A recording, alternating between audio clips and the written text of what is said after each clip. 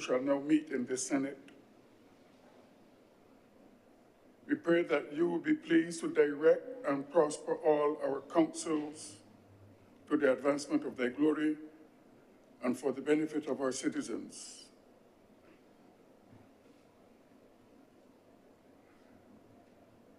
Give peace to all, reverence our debates, our discussions, that they may be frank and fair. And we ask for the direction of your Holy Spirit on us today, through Christ our Lord. Amen. Let us say together the Lord's Prayer. Our Father, thy kingdom come, thy will be done on earth as it is in heaven. Give us this day our daily bread, and forgive us our trespasses. It's not into temptation, but deliver us from evil. Thine is the kingdom, the power, and the glory, forever and ever. Amen. With the grace of our Lord Jesus Christ, and the love of God, and his peace remain with us now and forever. Amen.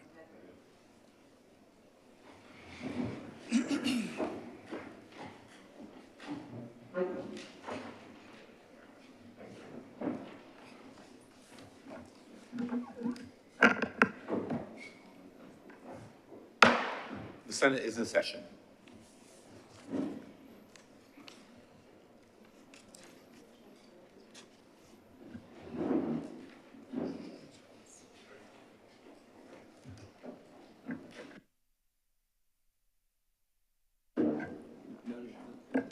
Announcements by Your Honor.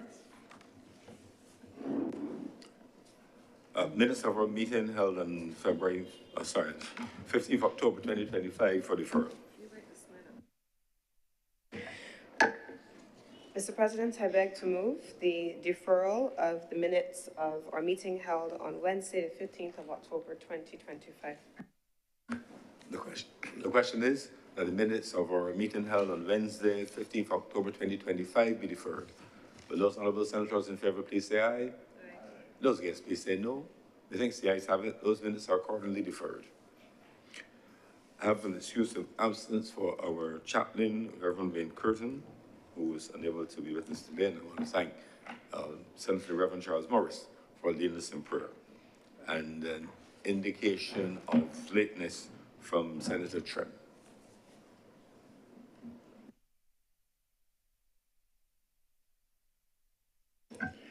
Presentation of petitions. Presentation of papers. Reports from select committees. Questions to ministers. Request for leave to move the adjournment of the Senate on matters of urgent public importance. Statements by ministers or parliamentary secretaries. Personal explanations. Motions relating to the business of sitting of the Senate and moved by a minister. Introduction of bills. Public business. Public business is now the order of the day.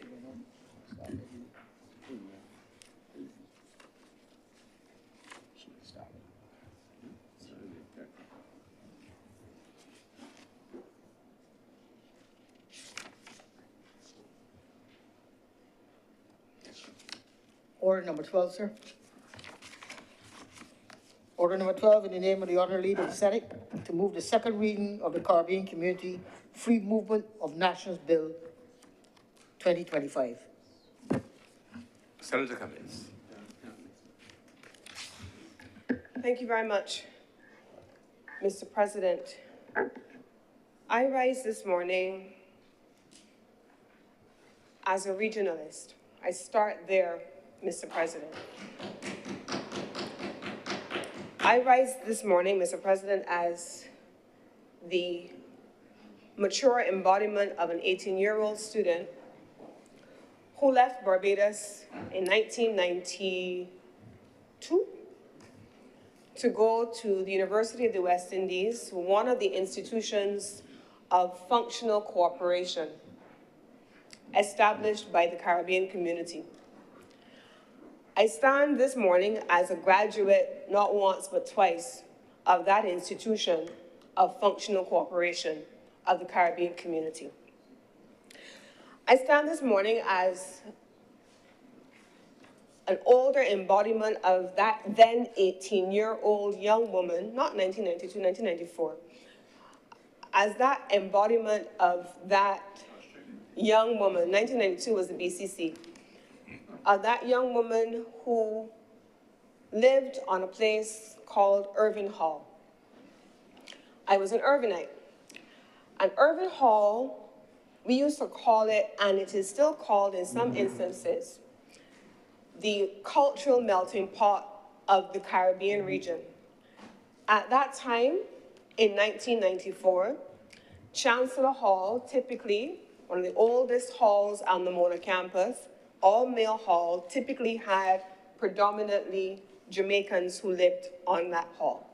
The Mary Seacole Hall, predominantly females, not predominantly, only females, predominantly Jamaican females. But Irving Hall and Taylor Hall were typically the two halls where Caribbean nationals lived.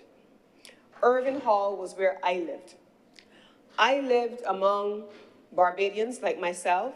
Some of them are today my oldest friends, my dearest friends. We still have a group chat, actually, at our almost 50-year-old selves called Irvingites. And one of us changed the title of that group chat to put an H in front of the I in tribute to some of our friends who, in their Jamaican lingo, would say Irvingites.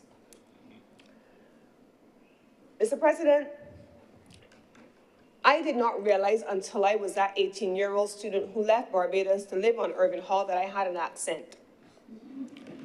I didn't realize that there was a Barbadianness about the way in which I spoke. It just was.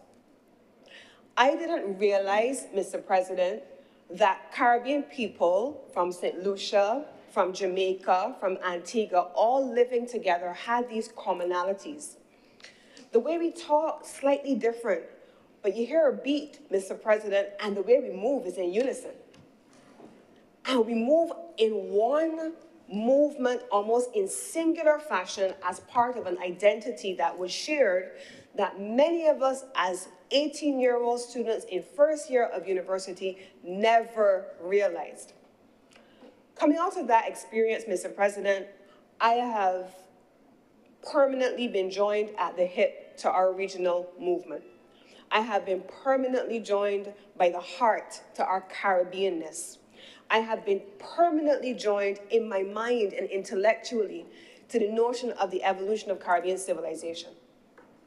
That's who we are, Mr. President, a Caribbean people that is more similar than we are different in a lot of ways that many of us take for granted in our day-to-day lives until we are outside of our known environment. Mr. President, how many times have you traveled outside of the Caribbean region and you heard an accent and you turned and you looked to the side, and sometimes it may be in some far-flung quarter of the world, and you hear an accent, and immediately, that's a Bajan, or that's a Jamaican. If you're outside of the Caribbean, you hear a Bajan, you are as excited as you are to hear a Barbadian accent as you are to hear a Caribbean accent, because that's who you are. And so, Mr. President, I remember in that 18-year-old self, being a student of international relations and diplomacy, one of my foundation courses at that time was a course called Introduction to International Relations. I met a young woman then who has remained my friend until now. She is currently serving in her country's diplomatic service as a high commissioner.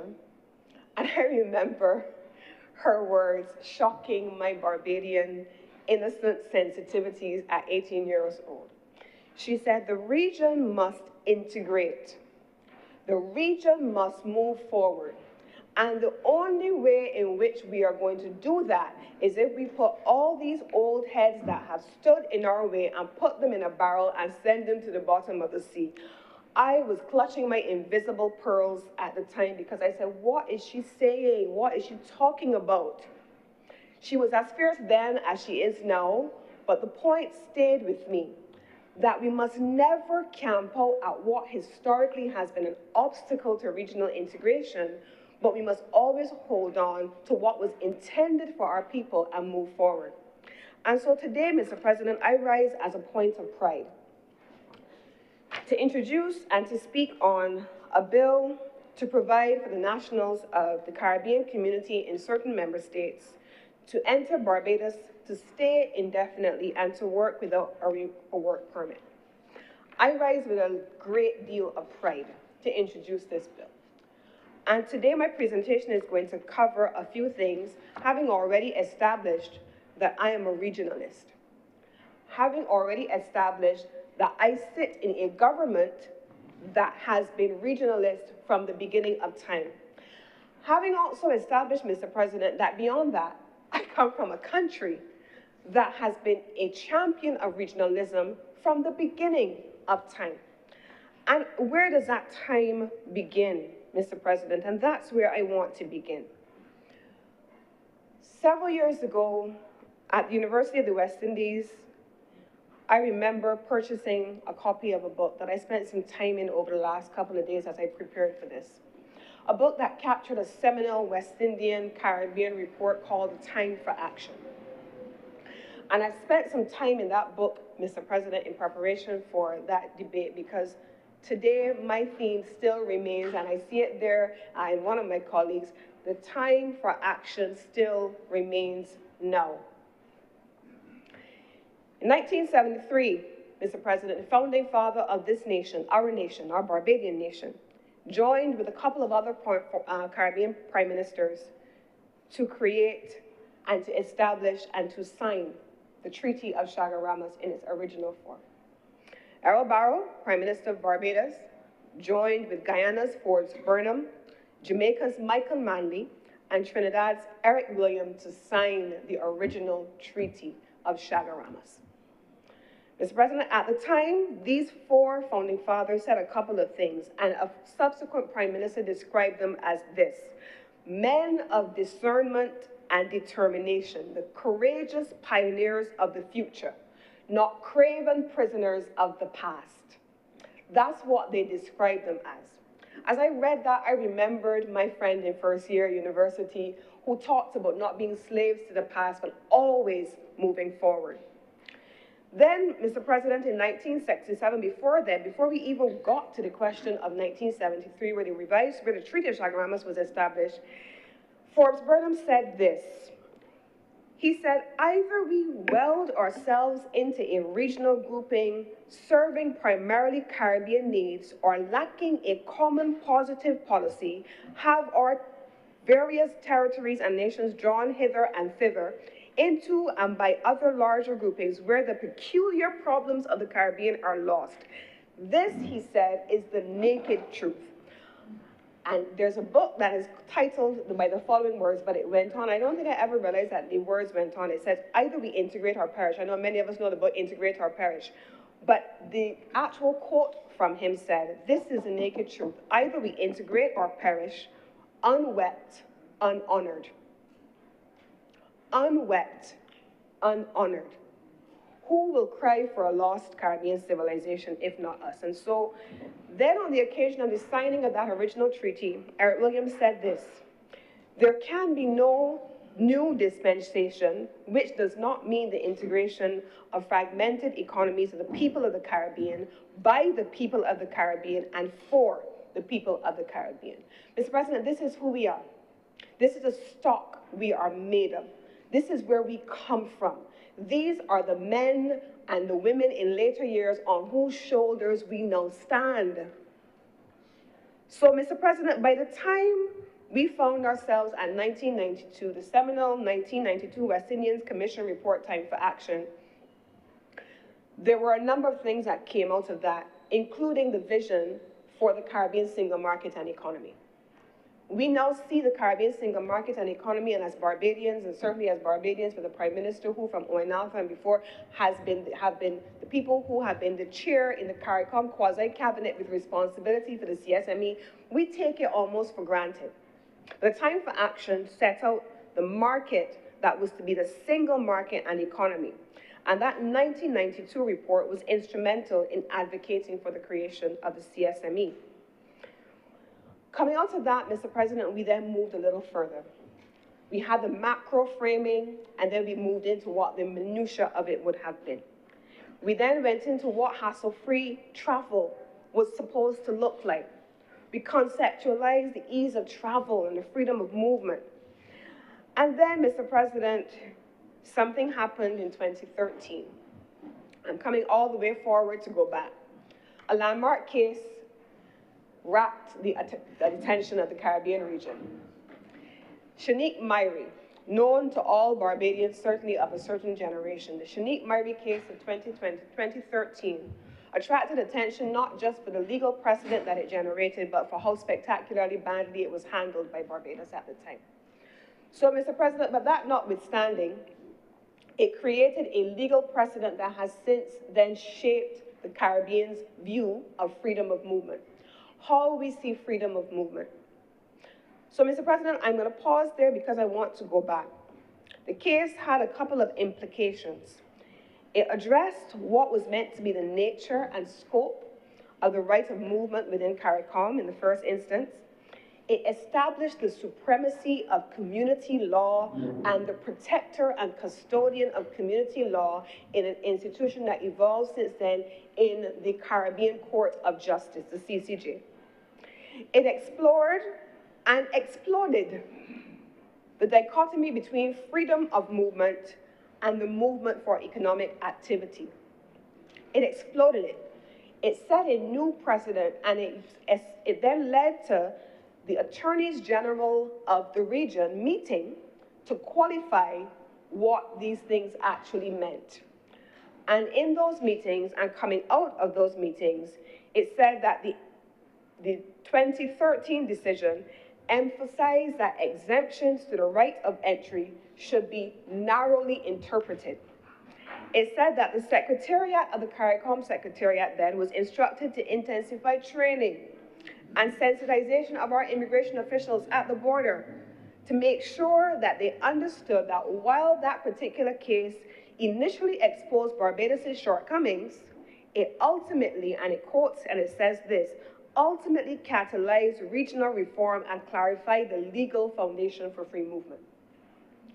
It exploded the idea that entry into a country at the time coming out of that case was only for the purpose of economic activity. Then, Mr. President, I want to come to the various leaders of the Caribbean region. And I don't know of any luminaries in Caribbean Court of Justice law here, but I will defer where needed to the constitutional lawyer that I'm sure has studied this in great detail when the time comes. Mr. President, this country, Barbados, has had leaders over a long period of time in the post-independence era. I took some time, Mr. President, to go through the different things that they have said, the different issues that they have raised, and I can summarize them into some categories, Mr. President. In the first instance, in the 1970s, we had Earl Walton Barrow. Earl Walton Barrow focused on the foundational elements of the CSME and the CARICOM region. He focused on the visioning of where we should go and what it should be. He talked about what should be the political and normative basis for integration, and he talked about people-centered cooperation. Barrow's rhetoric at the time, during the 1970s, supplied the foundation for what later underpinned the CSME's people-centered interventions, and it gave the political legitimacy for the CSME treaty instruments that evolved later. Fast forward then, Mr. President, to the 1990s.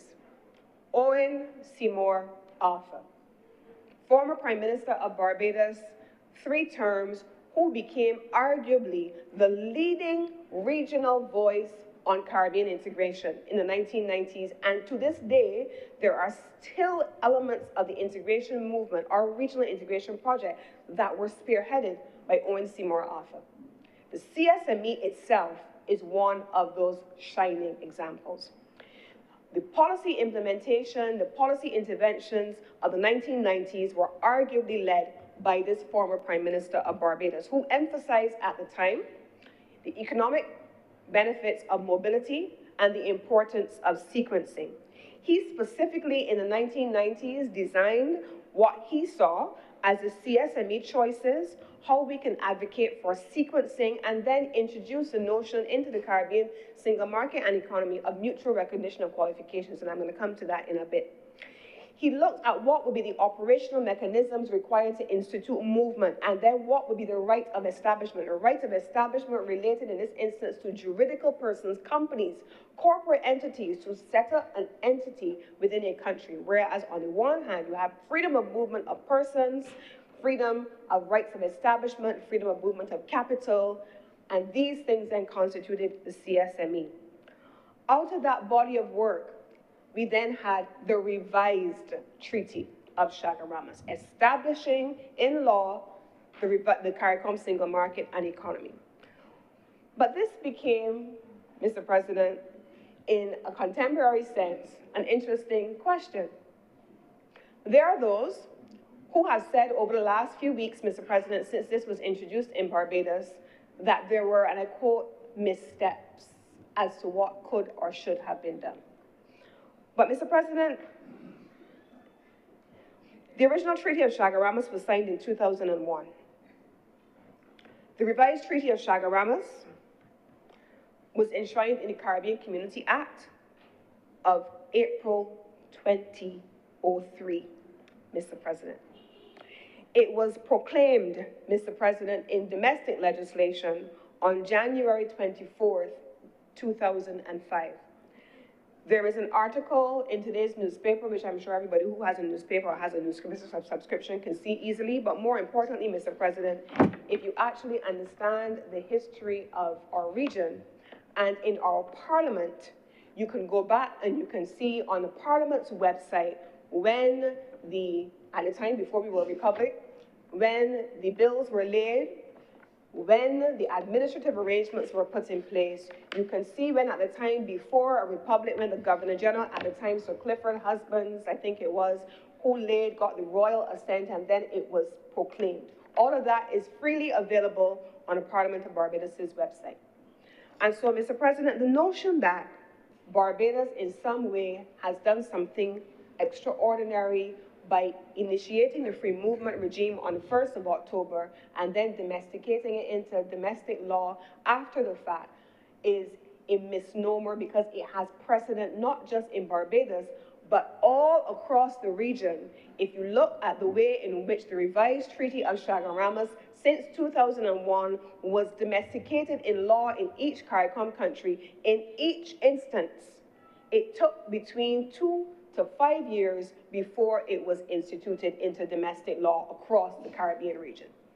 That is well documented, and on the back page of the newspaper, even more so, it is spoken about by a regional prime minister. But in the parliamentary records of our region, you will see that we have always, from the beginning with the original Treaty of Chaguaramas through the revised Treaty of Chaguaramas, and then, Mr. President, there were some subsidiary pieces of legislation, including the Skilled Nationals Act, which didn't come into effect until afterwards.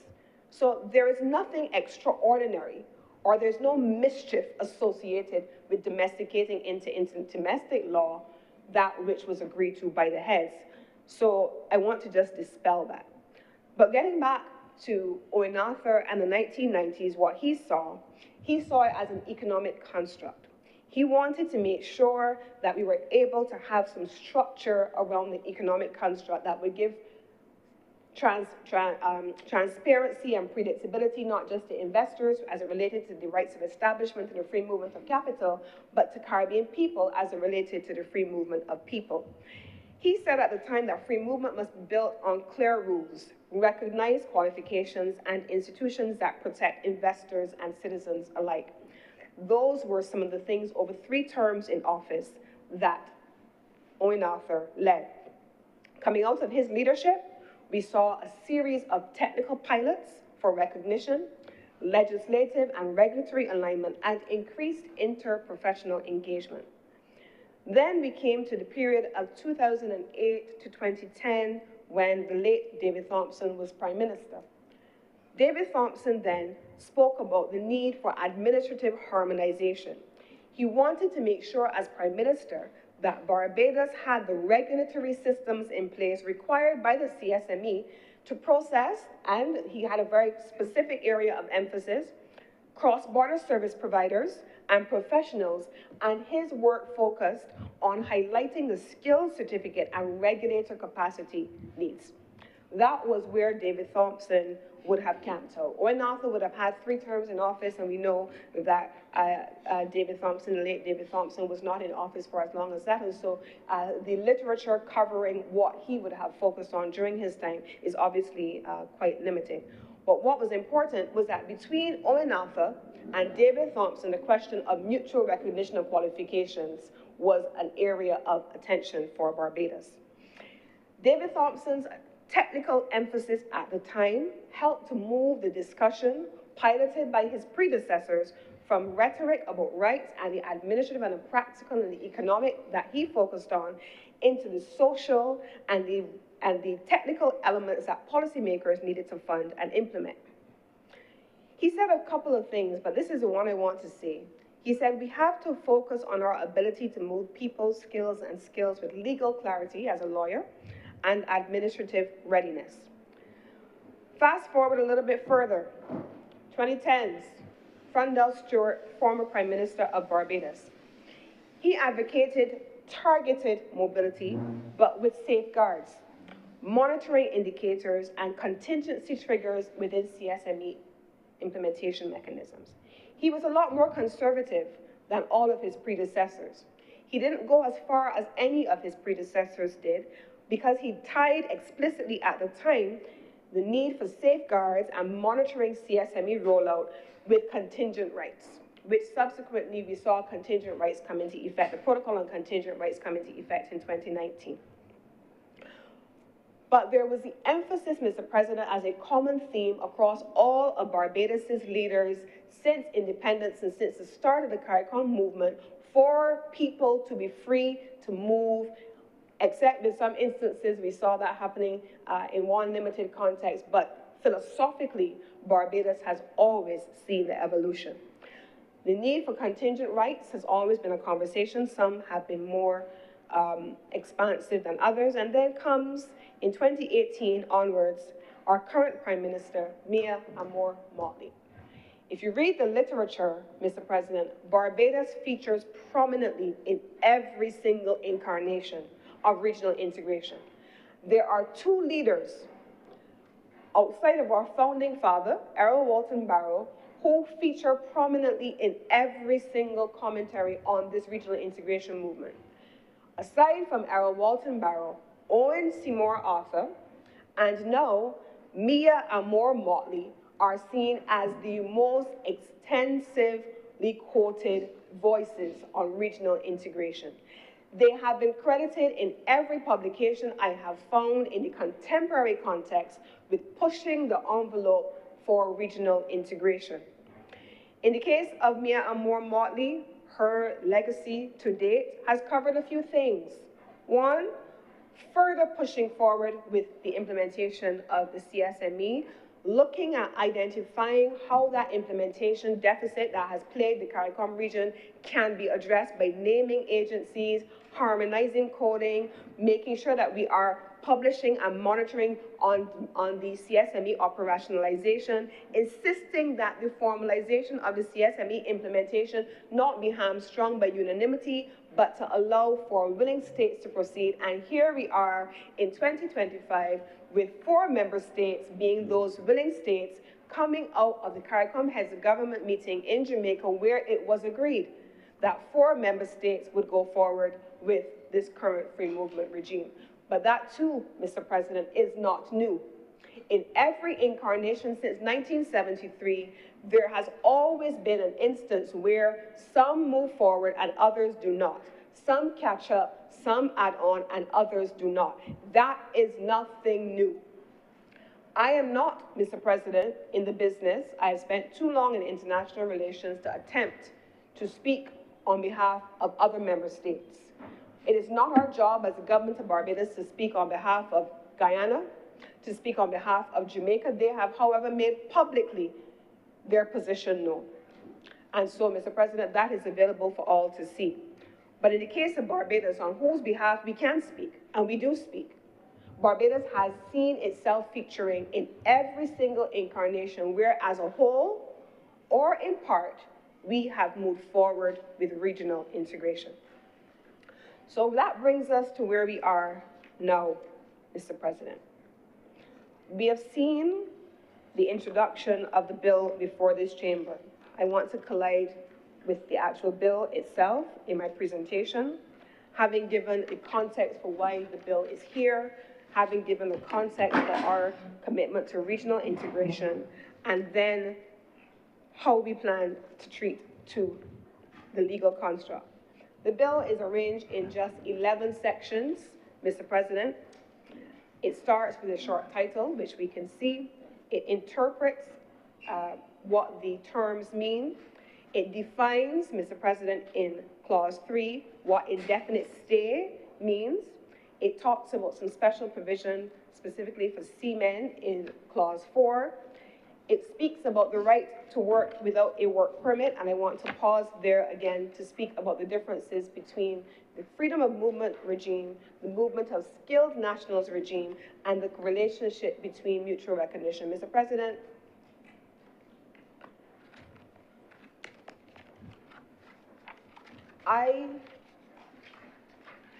when I look at the screen, I see MSc there.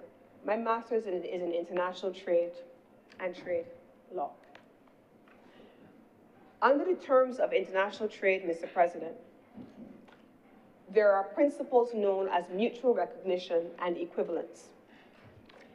Even in free movement regimes, Mr. President, even in cases where there are supranational institutions, there must always be mutual recognition of qualifications and equivalence schemes. The Barbados Accreditation Council, Mr. President, as it relates to NVQs, CVQs, has not been closed to the best of my knowledge. It still exists. And so if, for the purpose of skilled movement and having recognition of qualifications, the work of the Barbados Accreditation Council, and they have done a tremendous job in publishing what those qualifications are at the level of NVQs and CVQs. But Mr. President, we have legislation that governs certain professions, and I have had the opportunity in particular as the former head of the Barbados Coalition of Service Industries and as a former trade negotiator with a specialization in international trade and services to be very clear on what mutual recognition means. It means, Mr. President, that if I require a job where there is no professional registration required, I still have to meet the minimum qualifications for that job. It means that my qualifications have to be deemed to be equivalent to those which are necessary for the job that I'm applying for. It means, Mr. President, that I have to be able to have mutual recognition, which means that I can't pick up from a random university that you go on and start, Mr. President, and then decide you're going to call it some special fancy name and get some special fancy qualification, but it has no mutual recognition, it has no accreditation, and therefore the qualifications cannot be certified.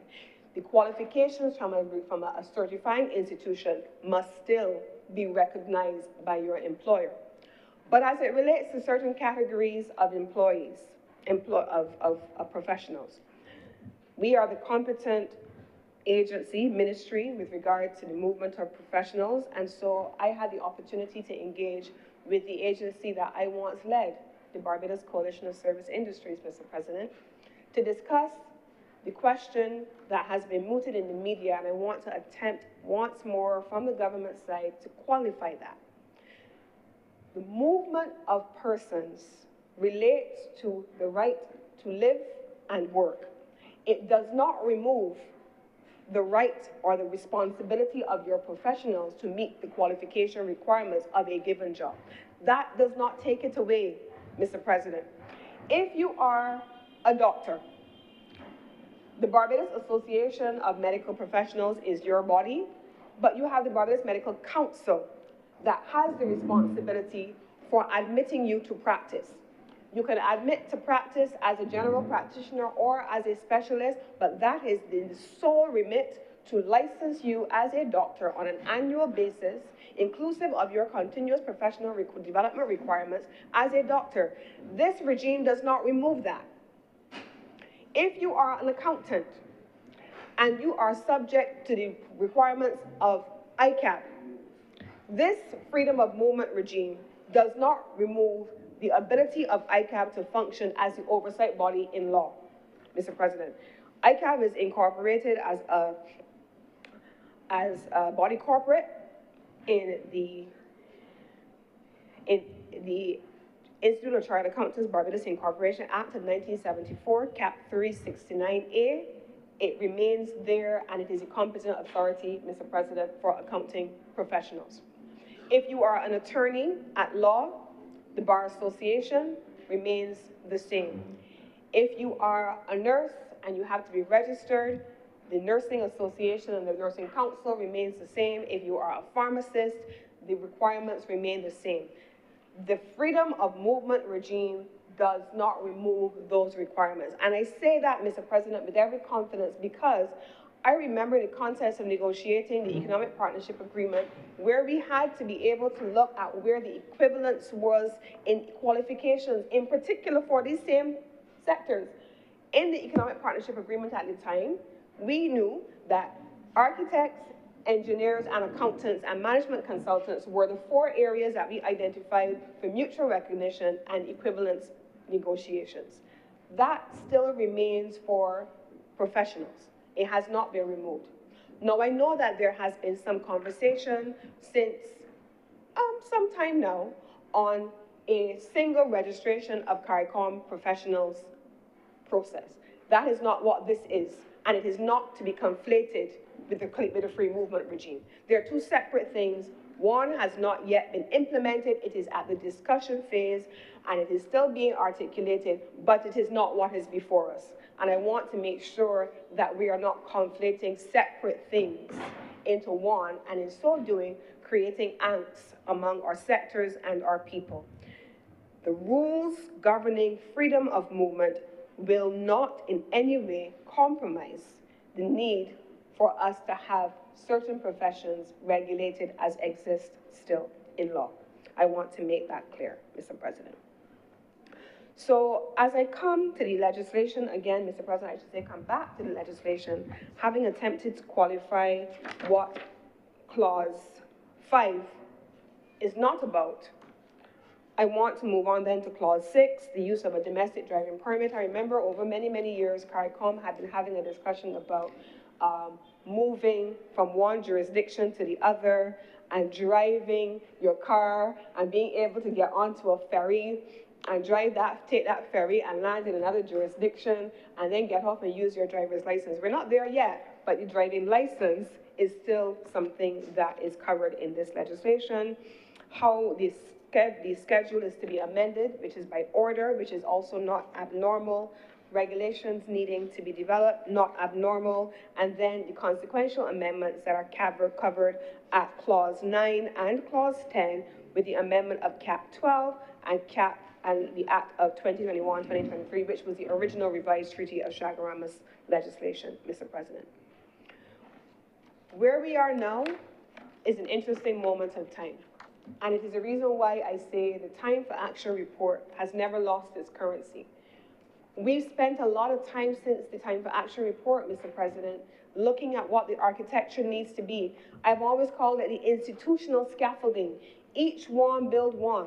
I have taken us through where Errol Walton Barrow was, where Owen Arthur then took us, where David Thompson took us, where Frondell Stewart went, and where Amor Motley is now, Mr. President. Each one has built on what was left by the other in a continuum, Mr. President, that has said that Barbados is not afraid to lead. And on matters relating to regional integration, Barbados has continuously led. This instance, Mr. President, a seminal moment for our region, yet again, Barbados is leading with 3 others. That there are others that will come alongside, I am confident that that will happen. But if not, that is a matter for sovereign governments to determine. But this sovereign government has always been in the vanguard of regional integration. Mr. President, I want to take a few moments to speak about two matters. One, the regional floor for social protection. The regional floor for social protection, Mr. President, has been a conversation across the Caribbean region as we talk about economic movement. How do we limit dislocation to domestic populations as a result of freedom of movement? And this has been a real issue. The question of contingent rights stood in the way of CARICOM integration and free movement for a really, really long time, up until 2019, when that was finally agreed. Those are issues that people are genuinely concerned and understandably concerned about, Mr. President. But that systems have to be put in place to be able to do it, Mr. President, and to have them monitored, Mr. President, is not a reason for us to not do it, Mr. President. It is not a reason for us to not do it. A few months ago, Prime Minister Motley, speaking, I believe it was in Jamaica, she said a couple of things. And I'm going to start here, Mr. President, and work my way back. In her April 2025 address at the time as CARICOM chair, she was speaking during the global trade crisis as it was blowing up with tariffs here, tariffs there, tariffs everywhere. And she said this, in my capacity as chair of the Caribbean community, our world is in crisis. I will not sugarcoat it. These are among the most challenging times for our region since the majority of our members gained their independence. This was in April, Mr. President. We are now in almost November. And we live in a country, Mr. President, I'm going to choose my words very carefully here. We live in a country where the rule of law still prevails. We live in a country, Mr. President, where if you're doing the wrong thing or suspected of doing the wrong thing, you are investigated. If there's merit, you are arrested. If there's merit, you are charged. If there's merit, you are tried. And if there's merit, you are convicted or released. That's the rule of law as I know it internal to my country. It is also the rule of law as I know it in international law, public international law. But we live in a time, Mr. President, where that may not be what is happening per se. I'm not sure when law changed and we stopped arresting and interdicting and charging and convicting. But, Mr. President, this is the world in which our Caribbean now lives. These are troubled times, Mr. President.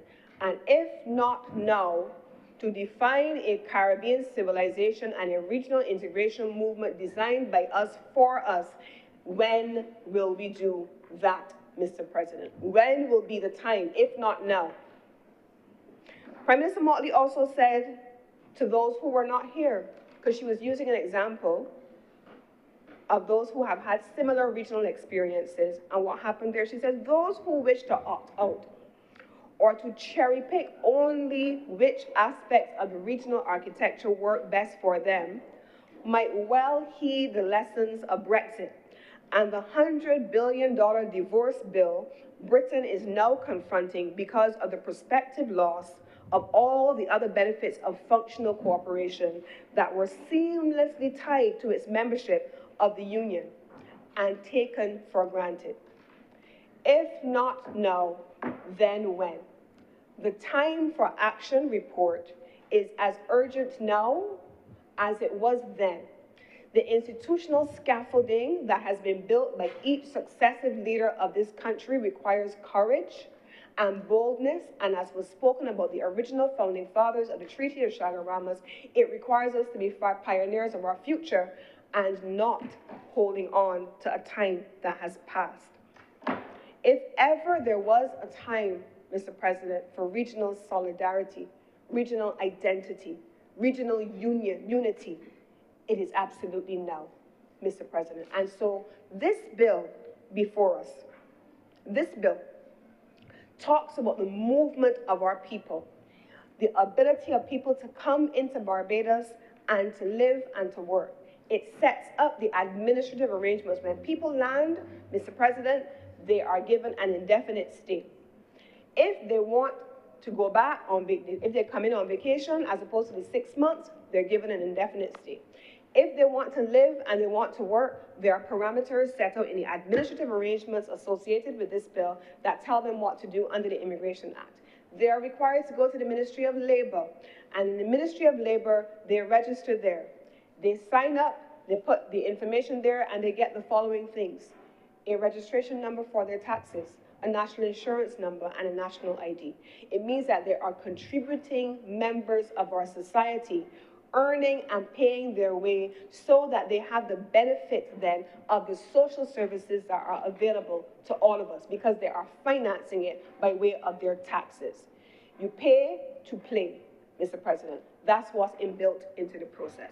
But they get indefinite stay. In the reverse, if we go to Belize, if we go to Dominica, and if we go to St. Vincent, we have the ability to do the same thing. So, Mr. President, this legislation here, as I close, gives us a pathway for the way forward. Barbados, Belize, Dominica, St. Vincent, and the Grenadines. 18th of September 2025, moving forward to implement amongst themselves in those small groups, pending the joining of others, to have free movement of Caribbean citizens. The 18-year-old girl who went to live on Irving Hall at the University of the West Indies campus, our flagship of functional cooperation, has had the absolute honor of her life, standing here, having spent the time over the last couple of days preparing for this debate. I've spent the time, Mr. President, making sure that as we talk about some of the issues, that we legitimize people's concerns. Are we opening the door for persons to come into the country illegitimately? No, we're not. Are we relaxing border controls? No, we're not. How do we protect Barbadians from the criminal element coming in, Mr. President? And that's where the beauty, again, of that institutional scaffolding comes in.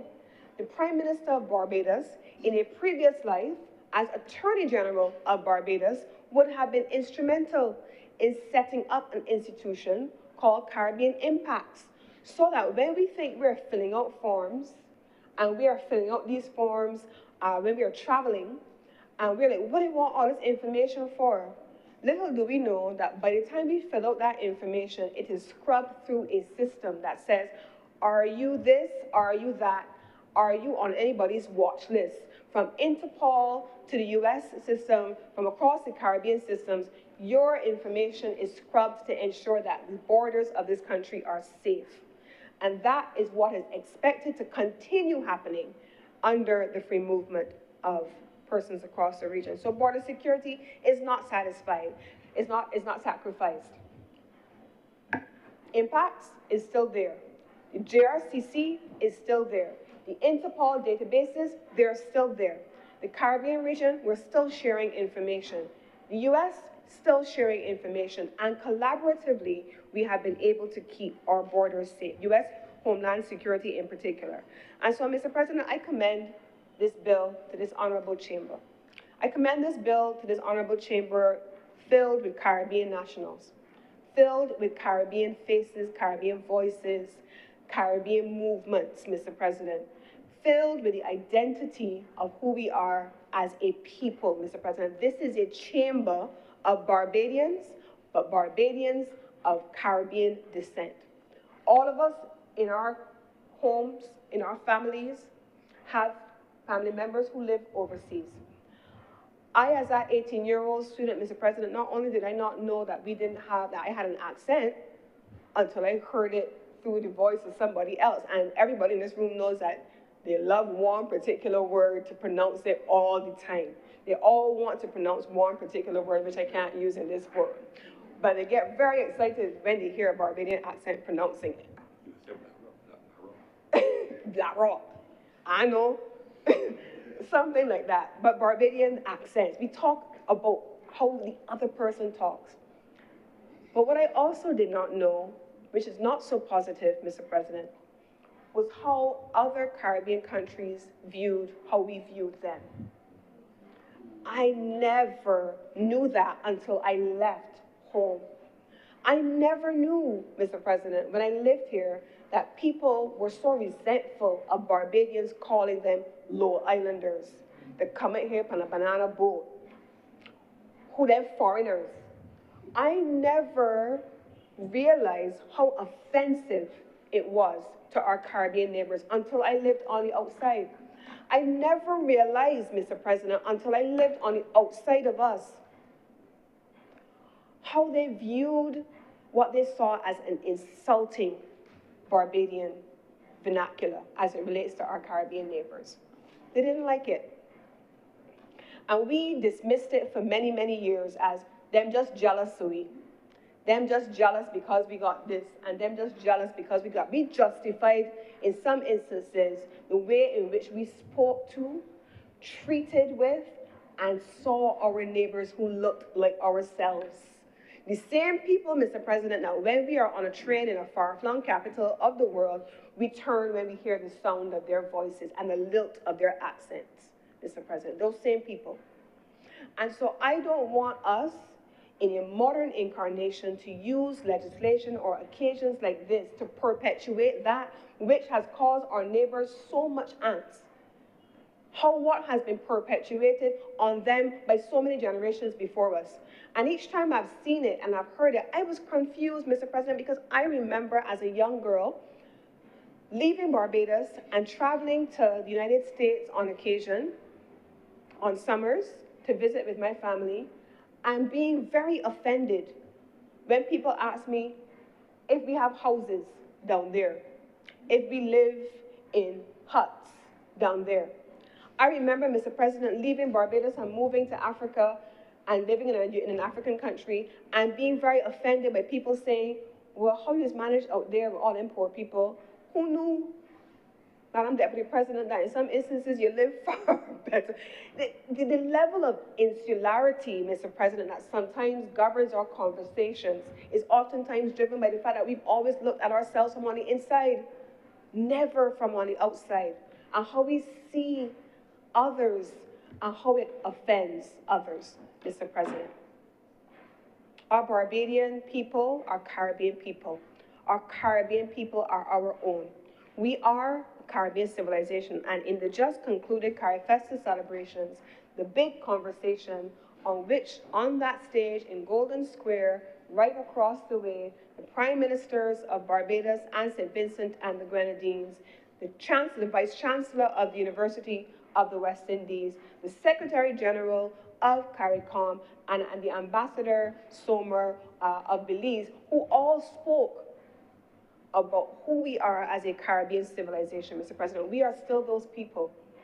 And the questions of xenophobia and insularity, Mr. President, I believe that in 2025, we must have outgrown, because as we look outside our own region, Mr. President, there is no one in my life at almost 50 years old that I know who does not have a relative who lives in somebody else's country, who does not have children who have migrated and live in somebody else's country and live and work. There is no one that I know. And so the notion that we are comfortable living and working in our families with other people's country, in other people's countries, but we are so closed about who comes and does the same in ours, Mr. President, is a contradiction of terms. And it is something that has caused our Caribbean neighbors angst and hurt. The time has come for us to take action. The time has come for us to take action, Mr. President, on advancing our regional project. The time has come, Mr. President, for us to take action on putting the practical measures in place to implement our regional ambitions. The time for action has come, Mr. President, for us to put to bed our old insularities and our old xenophobic notions about who we are as Caribbean people. The time has come, Mr. President, for free movement of Caribbean people to live and to work all across this region. The time has come, Mr. President, and the time is now. And with these few words, Mr. President, I beg to move that this bill be read a second time.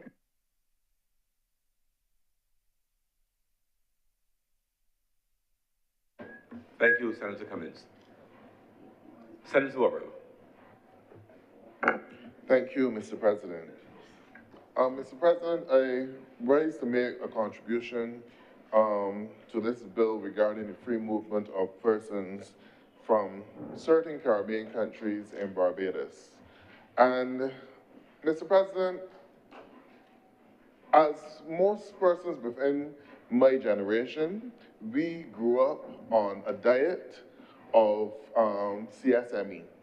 I believe that all of us in here at some point in time had to write essays. We had to on the benefits of the CSME and reach the regional integration process as we went through school for CXCs, for A-levels, well, not as, and I'm certain that it's being done at Cape, and then when we got into University of the West Indies for our foundation courses, that played a part of the process as well.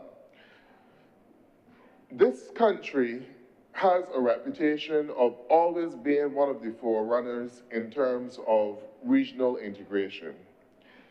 This is seen, Mr. President, when we look at the Caribbean Court of Justice. It is Barbados who was one of the first countries to sign on to the Caribbean Court of Justice, and it is a sad reality today that those initial countries who signed on have not been joined by other countries within the Caribbean signing on and making the Caribbean Court of Justice their final court of appeal. But Barbados went first, we did it, and we signed on to the Caribbean Court of Justice, showing our commitment to regional integration and to the Caribbean single market and economy.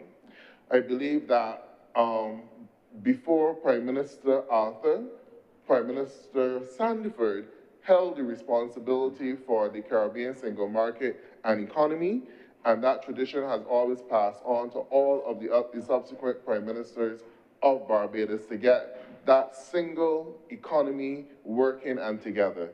And it has always been the view of Barbados that we believe in regional integration. We also, and going very far back, we always stood for regional integration. We all benefited from the University of the West Indies and having the opportunity to sit in classrooms with persons from other Caribbean territories. Some of us had the opportunity to go to other Caribbean states to study or even to work, or maybe just simply to vacation or follow West Indies cricket match to another Caribbean territory. So the regional integration movement is, Mr. President, is not uncommon to us, and it is something that we all support and we would like to see it happening. We do have our reservations though, after so many years of trying and not being able to fully get that integration happening. And I think that that is something that we need to pay close attention to, because persons in the generations above mine, parents and grandparents, would know of the failure of the Federation. And the slow pace in which the Caribbean is moving towards all coming together and signing on to the treaties that bring about the regional integration, I believe it is becoming a problem and a difficulty to convince the younger generations of the importance of this regional integration movement. And that is something that we need to pay close attention to as we discuss regional integration, because for the seniors, we are established and we have gone through our time, but it is the ones who are coming who have to work with whatever integration is developed that we agree upon, and it is those young persons who will be impacted by the decisions which we are making here today. Many of us believe that a fully integrated Caribbean would be better for our economic and social development. Many of us believe that being able to explore the cultures and share within the cultures of the other Caribbean countries would help in our regional and economic development. And if we pull together, because through the unification of CARICOM, our leaders have been able to make a mark on the world stage, voting together as a bloc on significant policies at the United Nations. But now, sometimes we see there's a difference in that, because even with the current situation which is going on, up to last week, I believe that there was a meeting of regional leaders, and in terms of maintaining the Caribbean as a zone of peace. And majority of the leaders took one view, but then you had other leaders with their own national agendas which decided to take another view. But the general consensus is that when the Caribbean community work together, we believe that we see more success and opportunities for the economic growth and development of the region. We should be doing, and we also, as Barrow said, we need to get the mindset of persons to recognize that regional integration is not just about trade alone, but it is also about the culture and the livelihoods of all of the persons within the region. So that is why, Mr. President, in order to get that happening, the University of the West Indies was a good project.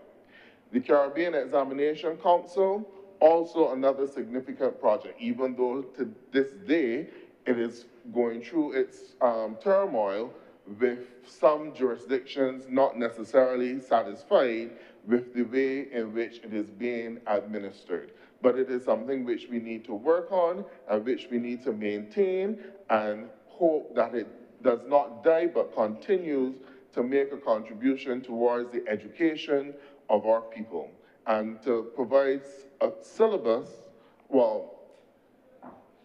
training which will be relevant to our people. So all of these things are necessary.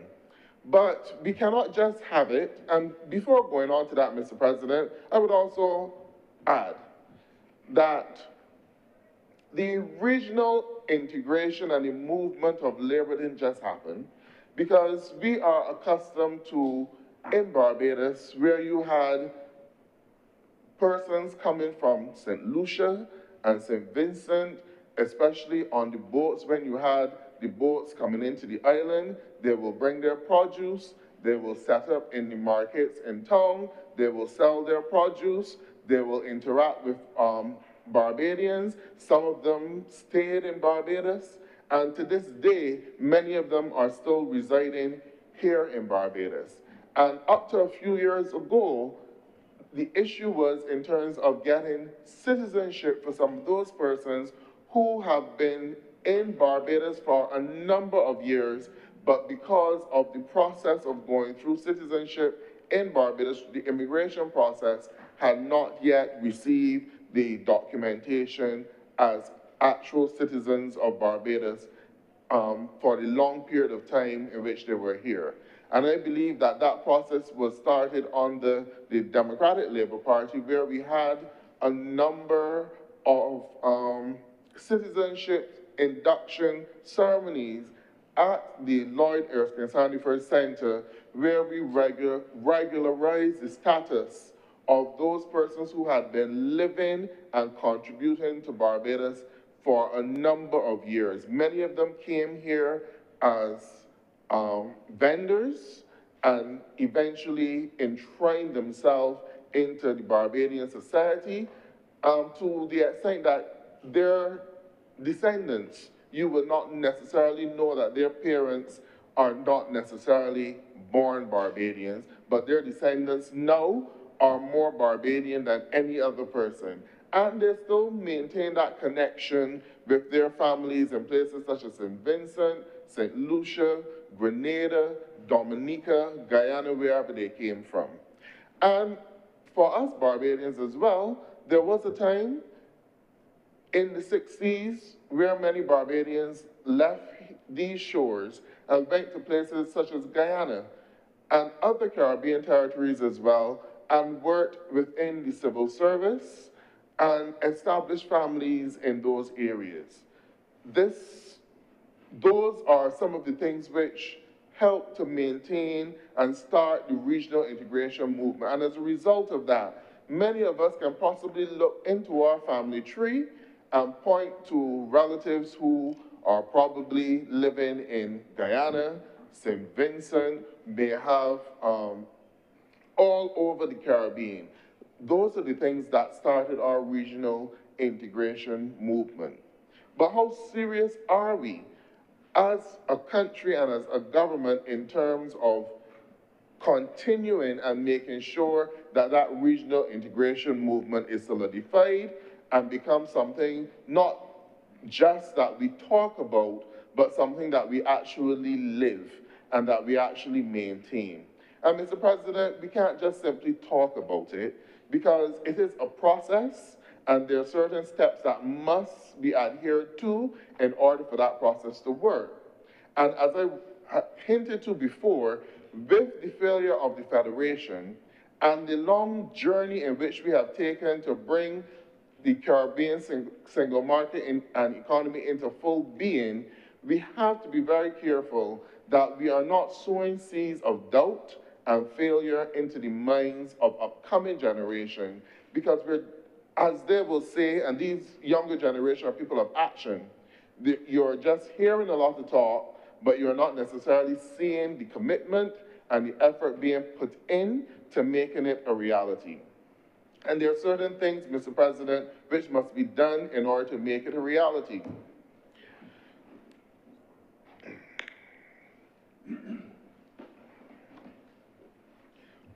There are certain things, Mr. President, which must be done in order to make it a reality.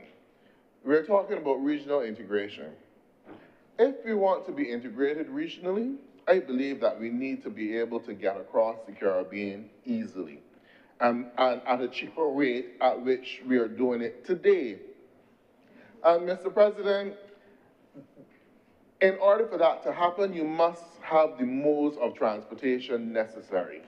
That is the airlines who are willing to cooperate and make travel across the region easier, because the reality is that in this very same day, it is cheaper for a Barbadian to book a flight to New York than it is for that said Barbadian to book a flight to St. Lucia, which is just a hop and skip across the water.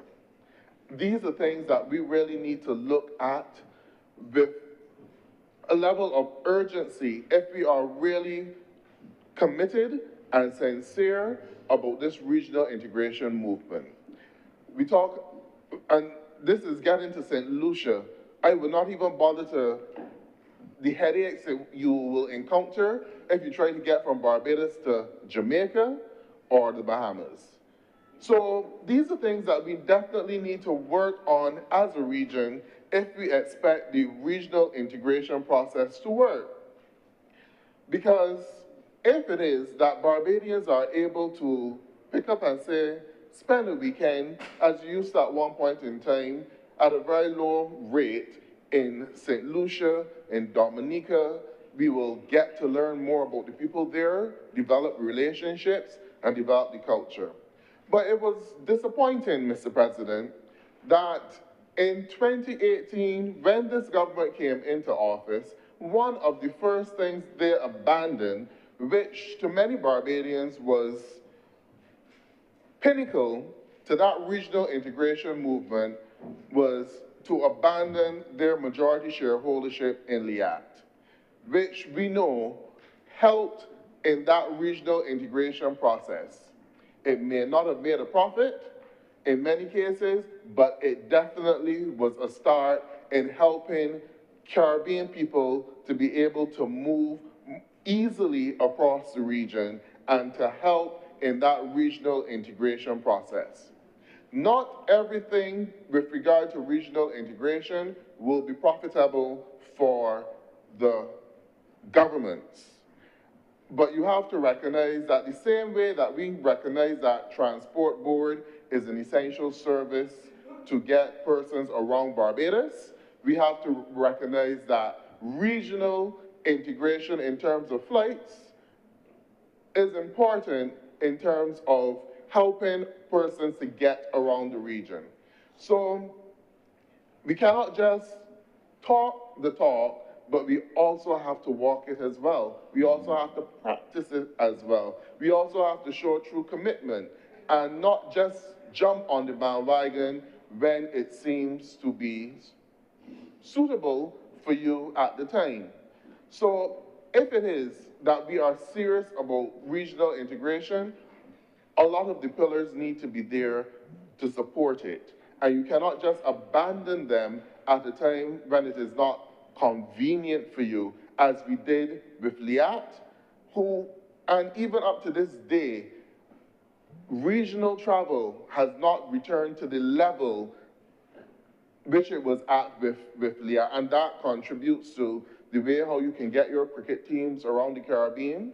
It contributes to the way how you can get your produce around the Caribbean. It contributes to the way how you can get your goods and services around the Caribbean. Because there were many business people who could depend on Liat, might be late sometimes, but they definitely will come for you, that you can take a flight to Trinidad in the morning, and even though your flight coming out in the evening should be at 9 o'clock, at least by 11 o'clock it will be there and you will be home. So that you know, so that you know that you can get around the region with some ease. But now today, we don't have that luxury, because you might go to Trinidad in the morning for a one-day meeting, but have to find out that you have to overnight, or if you really want to get back to Barbados, you might have to take a longer flight or a longer journey. It is not that easy right now to get around the region with the absence of Liat being a player. Don't care how many other players come into the market. Caribbean people had a trust and a relationship with Liat. Would be late, but it definitely came. You can sit down in the airport and know that that Liat plane will come back for you.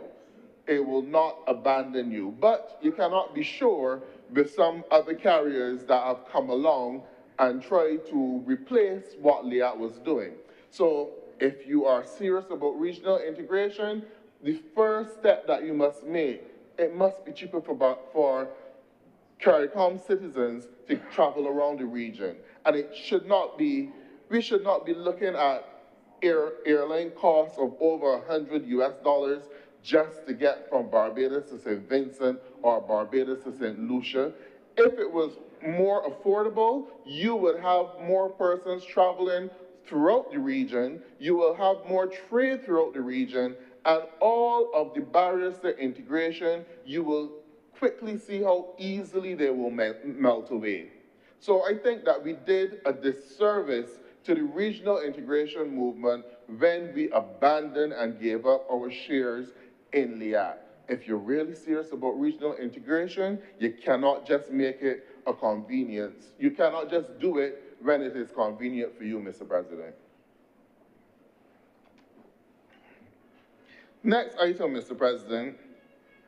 When we, speaking earlier about the Caribbean Court of Justice, now we know that in other CARICOM countries, there was a lot of debate about it, and there were the two sides. CARICOM, some political parties were in favor of the CARICOM Court of Justice, and others were in favor of staying with the Privy Council. And it was used as a political tool in other jurisdictions in order to win votes. And in some jurisdictions, the mindset was built up by some persons that no, it was better to stay with the Privy Council and not go with the CARICOM Court of Justice. Mr. President, that did not happen here in Barbados.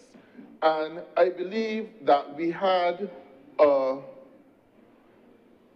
clean transition from the Privy Council to the CARICOM Court of Justice here in Barbados, which is the way it ought to be. The point that I'm making, Mr. President, is that when it comes to issues of regional integration, we need to take out the partisan politics out of it, because that would affect the way in which the citizens buy into these regional integration efforts. And so that is one of the major points that I would like to make, Mr. President, that in order for regional integration to work, we need to find a way to diffuse the tension and make it less political, but more about national development and about the people. You also, Mr. President, have to have a certain level of communication and buy-in by persons into the movement if you expect it to work. That is where the communication must come. So, Mr. President, if there is one drawback from this process which we are doing today, this process is almost a validation of something which was already done and committed to. And now we are putting the legislation in place. And because of conversations which were already had in public, we are now trying to explain the process to the people of what was already committed to without much of their involvement in the process and commitment to the process. So, Mr. President, that is a failure in what we are doing here today, because what we are doing here today should have been done months or years before the announcement was made, Mr. President, that we will have the free movement of certain Caribbean territories within Barbados from the 1st of October. Mr. President, I would want to say that we are doing it wrong. And we should have had the communication and the education program with the people of Barbados, get their buy-in and get their feel for it before we go ahead and make a commitment to doing it, and then we come back and more or less force their hand into accepting what the government has already agreed to do. This does not help the regional integration movement. It creates resistance because no one likes to feel as though they're being forced to accept something in a relationship. So even in a relationship with your family or with your children, if they feel that you are forcing something down their throat, it is already a done deal, and they have no choice to accept it, there are some people that for the sake of resistance will just resist it. And that is what the door that we have opened up with the way how we are going about this process today. You announced that it was happening in October, the 1st of October. This is now the 22nd of October, and we are debating the legislation to make it valid here in the Senate. We forgot the conversation that was supposed to happen before. We forgot the process of bringing the people on board and taking them along with us, making them feel as though they were a part of the decision-making process, making them feel that the decision to open up Barbados' borders to persons from St. Vincent, from Dominica, and Grenada, and Belize was part of their decision. But now we are, instead of bringing them on board to help in making and crafting the way how it is to be done, we are now forcing it upon them, and they have no choice but to accept it because, and that is how it seems to most people, they have no choice to accept it because the government has the overwhelming majority in the other place. It has the majority here that will pass the legislation, so it is a done deal. You might as well accept it. So regardless of the fuss, regardless of the situation, regardless of whether or not you feel as though the country is ready for it, it has already been done. We are just here today paying lip service to it and have no choice but to accept what has already been done. And that is not the way in which you should be dealing with regional integration if it is something that you wish for all citizens to have a buy-in and have a say in the process. Now, Mr. President, there has been a lot of talk in the country since the announcement of this movement and the fact that Barbadians realized, well, look, come 1st of October, the decision was already made, we didn't participate in it, and we have to accept it. And you cannot say that that resistance is unmerited, and you cannot say that as a result of that resistance, it means that Barbadians are not interested in regional integration. I will tell you that I am very much interested in regional integration, but I am interested in regional integration which is done and gone about the right way and which involves all of the people. And some of the challenges which persons have with this process is the timing, Mr. President. Now, it is being introduced at a time where there are a number of things going on in the world and in Barbados, both socially and economically, which would suggest, could we have put a pause on this, or could we have gone about it another way? Is it going to be beneficial to Barbadians at this stage? And those are questions which reality is that you have to answer. And those are questions which you must be able to feed the information to the people of Barbados to make them feel comfortable with the process. When I refer to the economic situation, who will this impact the most here in Barbados? I believe that businesses are looking forward to it because some businesses see it as an opportunity to expand their workforce and to possibly have cheaper labor coming into the country.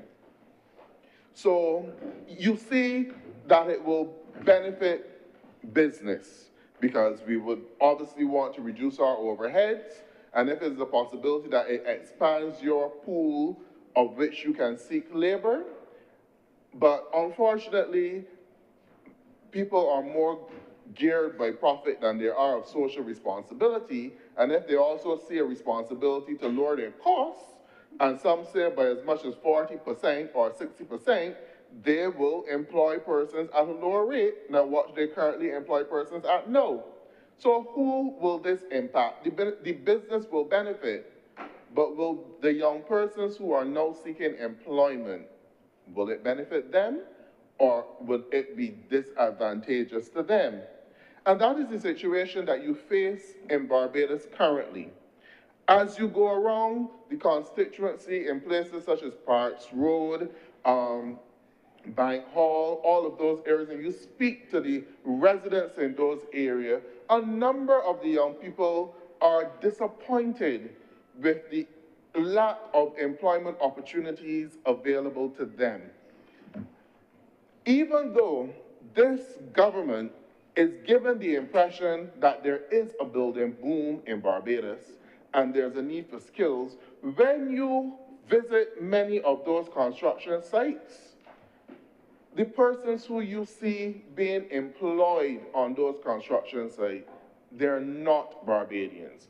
In fact, I've even heard one of the largest contractors in Barbados made reference to the fact that they have to employ interpreters to work with the staff that they're bringing in, the staff that they're bringing in. So it obviously means that they're not Barbadians.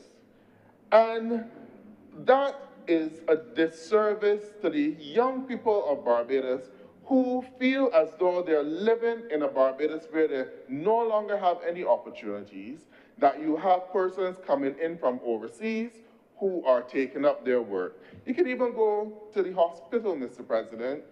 You have persons who are trained in nursing but can't get a job because this government took the decision to bring in nurses from Ghana and to fill up all of the places. And you have persons graduating from the Barbados Community College who it is important for the continuation and for their development to have the opportunity to work, Mr. President, in a tertiary level institution, but there are not enough spaces for them to work in those institutions because of the decision of this government to bring in nurses from Ghana and other places. On a point of order, Mr. Yes, President. what's point of order? Mr. President, the honorable member is misleading the House. The way in which he framed his comment that this government took a decision to bring in nurses from Ghana, and that has prejudiced Barbadians, is a misrepresentation of what happened. There was a dearth of nursing skills in Barbados, a severe dearth, particularly impacting the operations of the Queen Elizabeth Hospital to the extent that nurses were working more than one shift, that they were complaining about stress, that they were complaining about just the difficulty of covering a ward because they didn't have enough numbers. And they didn't have enough numbers for two reasons which compounded each other. The first was that not enough young people viewed nursing as an attractive career and were going into nursing in the numbers that they used to 40 years ago. And second, for whatever reason, and I don't purport to know the reason, there was an extremely high fail rate of people who took the nursing exams in Barbados. And those two facts compounded to create a dearth of nurses. In the absence of numbers of nurses to support proper health care in Barbados, and in a situation where the absence of nurses was creating severe stress for those who were struggling to carry the system, particularly in the context of the QEH, the government took the decision that nurses had to have been brought in. And I was not going to speak, sir, but I will now speak in this debate. Because, sir, the point is that government did not take the decision to prejudice Barbadians or to prejudice Barbadian nurses. It was the absence of nurses to support proper health care in the system and the stress that was being created on those who were in the system that forced the government for such importation. Thank you, Senator Thompson. Please continue, Senator Worrell. Thank you, Mr. President. Mr. President, the point still stands that as a result of the decision made by the government, there are still a number of persons who graduated from the Barbados Community College with a degree in nursing who have not yet had the opportunity because of space to work within the Queen Elizabeth Hospital or the polyclinic setting. And that is important towards their growth and development in the nursing profession. And many of them have to end up working within the care homes, which does not necessarily have the same impact in the profession. So that is just a decision which was made by government, but you have to look at the long-term impact on which it has had on young persons in Barbados. I go on, Mr. President, to say, look, this government has talked about a building boom. And when you drive across Barbados, if you go into Old Town, you will see new sky-rise towers being developed. If you go to Brandon's, one I think was recently completed, and there's another one being done. But in particular, I happened to pass one yesterday in Old Town. And even when you look at the manner in which it is being constructed in terms of the scaffolding, normally when we are constructing buildings in Barbados like that. We don't do that sort of scaffolding network. So it does show that there is a different type of, we have even imported the building practice. And if you look at that site, Mr. President, a lot of the persons working on those buildings are not Barbadian. They're not even persons from within the CARICOM region, Mr. President. And you have a number of young people who are on the blocks but cannot get into those jobs. And one of the reasons too, Mr. President, is that the pay for those said jobs. Now, Mr. President, we have a situation where, and because of the cost of living in Barbados, we have reached a stage where most persons in construction pay their laborers between $80 to $100 a day. Because of the quality of work which they do, the conditions in which they have to work under, and you have to recognize, Mr. President, the cost of living in Barbados has gone up astronomically.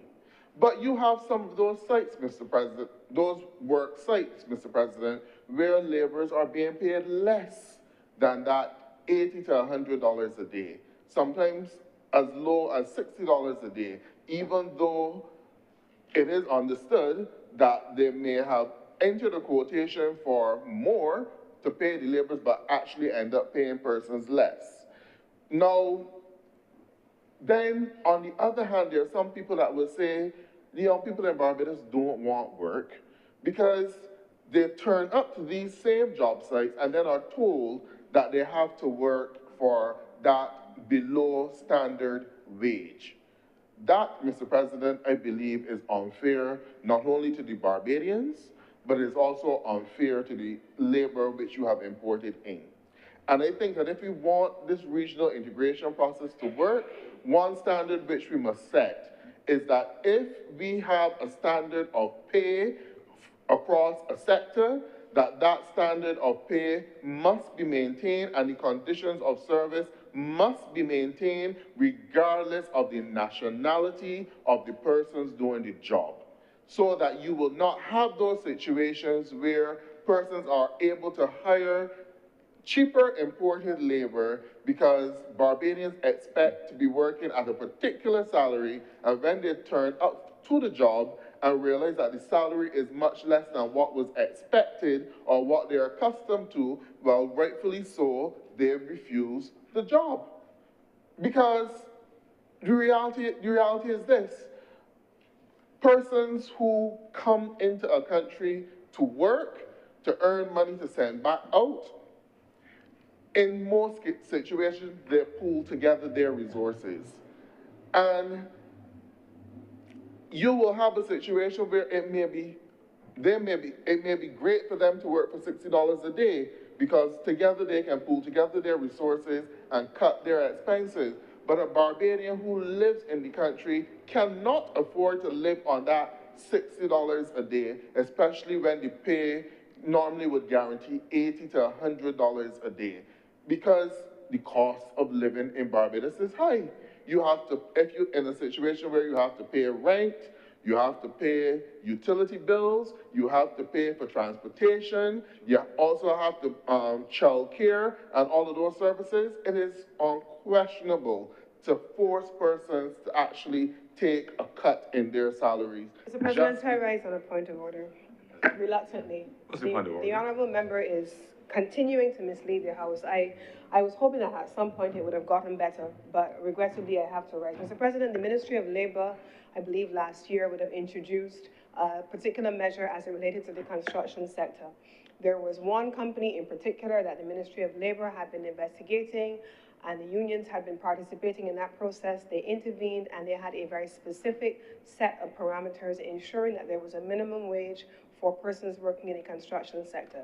That also applied, Mr. President, in the security sector, and then subsequently in the last 5 years, Mr. President, we have seen 2 minimum wage increases. It is incorrect and misleading for the honourable member to ignore all of those publicly announced interventions both in the construction sector and otherwise, to allow him to proceed with really what is an underwhelming and a disappointing presentation. Thank you, Senator Cummings. Please continue, Senator Worrell. Thank you, Mr. President. I thank Senator Cummings for confirming that the practice did happen in Barbados, and there's no way for us to guarantee on every single construction site that it is still not occurring. Mr. President, I rise again on a point of order. What's the point of order? Mr. President, at the time, and I believe since then, you have heard from the Ministry of Labor, and even in the course of this debate, it is not, the honourable member must not begin to mislead the House when corrected, then attempt to dig down on it, but change the focus of what he was saying originally. Mr. President, the monitoring of persons who are looking at construction sites has also been announced as part of those interventions, including in the debate in the other place on this same bill, Mr. President, where it was announced that the capacity of the Ministry of Labor to monitor sites and to monitor workplaces was going to be expanded. Thank you, Senator Cummings. All right, thank you very much, Mr. President, and thank you, Senator Cummings, for confirming everything that I said and intended to say with regard to the construction industry, because she said it was going to be done. She said also that it did happen, and my point that I made is that we have no way of policing it until we have the labor officers in place, which she just confirmed that they're not yet in place. Listen, sip some St. Lucie brown water and just chill. Honourable Senators, please. Address the chair, both of you, please. Thank you. Thank you, Mr. President. I do continue, Mr. President.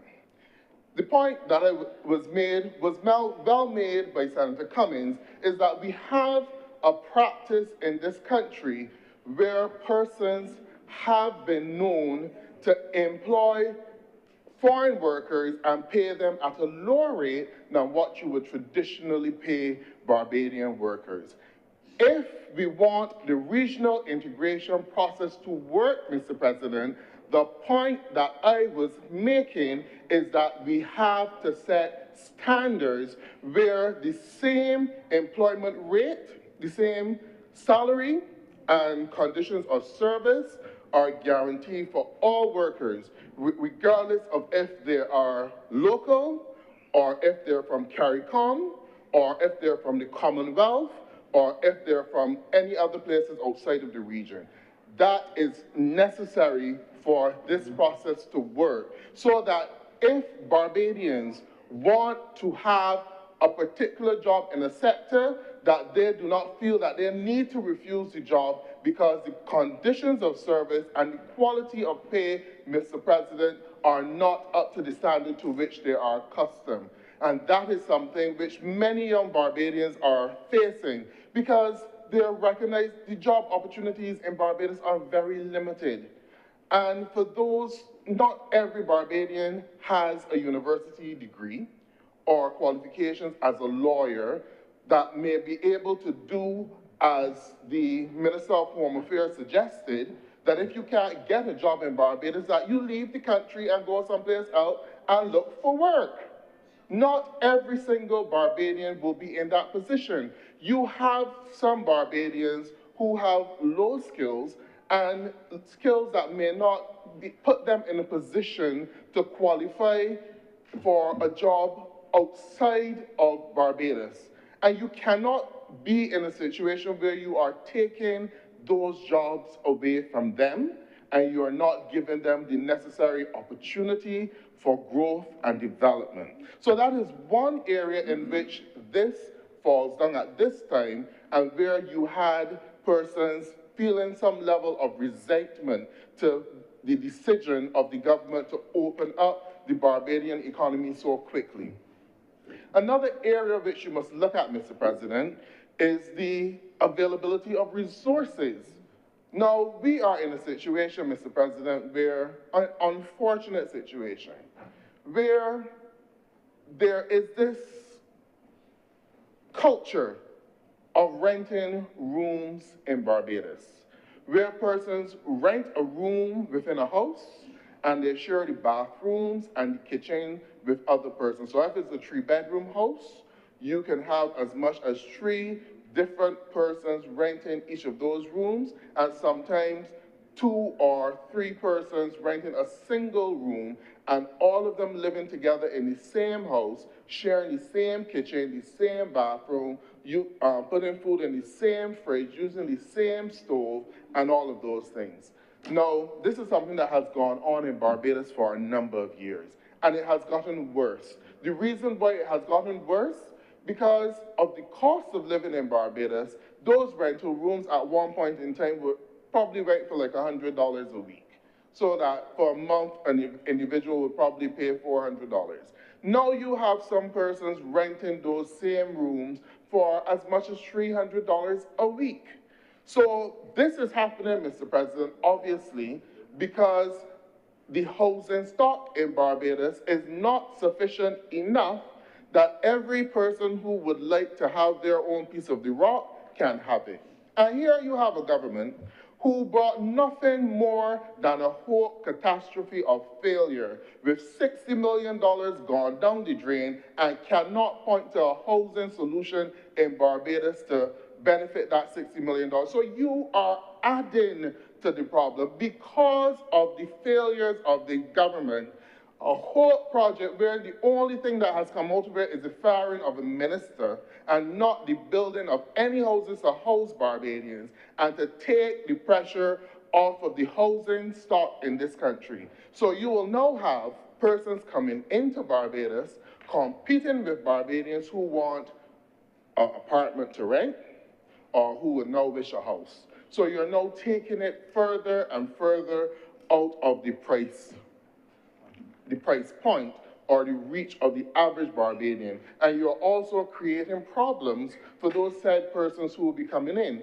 Has the government sat down and rationalized a plan that from the 1st of October, if a number of people came into Barbados, where would they be housed? And at what rate would they have to pay their rent? Right now, if you go to the welfare department, and the welfare even makes the commitment to pay your rent, that many of the persons on welfare in Barbados who find themselves in that situation where the welfare is willing to pay the rent, cannot find some place to rent or a landlord who is willing to accept the payment from the welfare. One, because the amount that the welfare is willing to pay for the rent is way below the current going rate of the rent that the landlords are charging.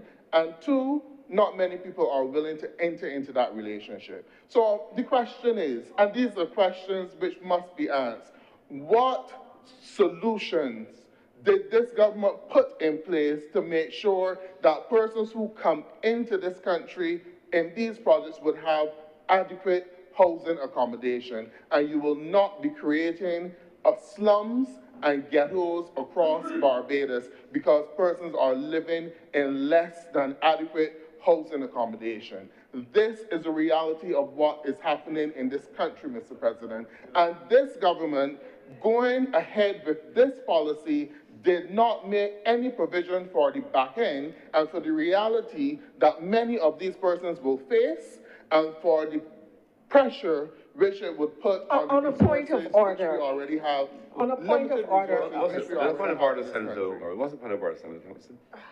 Mr. President, sir, having so well misdirected himself, the Honorable Senator now seeks to misdirect the chamber. Underpinning the assumption of the Honorable Senator's speech is that all of the people who are coming, or the vast majority who are coming, are at welfare or sub-welfare level and are only coming to do blue-collar or menial jobs and will be living in substandard housing. It does not at all seem to occur to the Honorable Senator that persons who come will have a variety of skills, will be able to afford to rent, will add to the economy because they will be doing work, sending money back home, renting property, buying goods and services. This notion, and implicit is a contempt for other Caribbean people. That, we open our borders so all kinds of barefoot, scruffy, nasty looking people can come out here looking for jobs and take up people low rate rooms and all this kind of nonsense. That is what is underpinning. It is not what is being said. It is the turn of the ball not coming at you. No honorable members can speak nonsense in the House who are serving the chair. Please press on Senator Warren. Thank you, Mr. President, and I don't associate anything that I said to what the honorable member just said. I made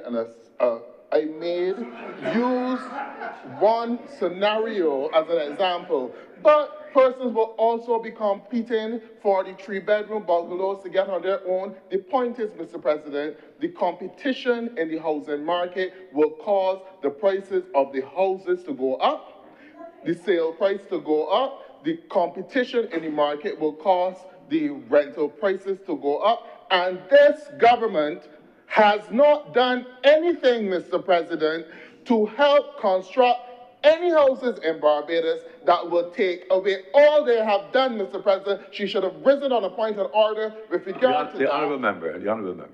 She should have risen on a... Sorry, the honorable member. The honorable member, yes, Mr. President, should have risen on a point of order with regard to the $60 million which was wasted in Hope Housing, and up to this day, none of those houses have added or contributed to the housing stock in Barbados. So again, Mr. President, I will also suggest that the honorable member to sip some St. Lucie brown water and chill.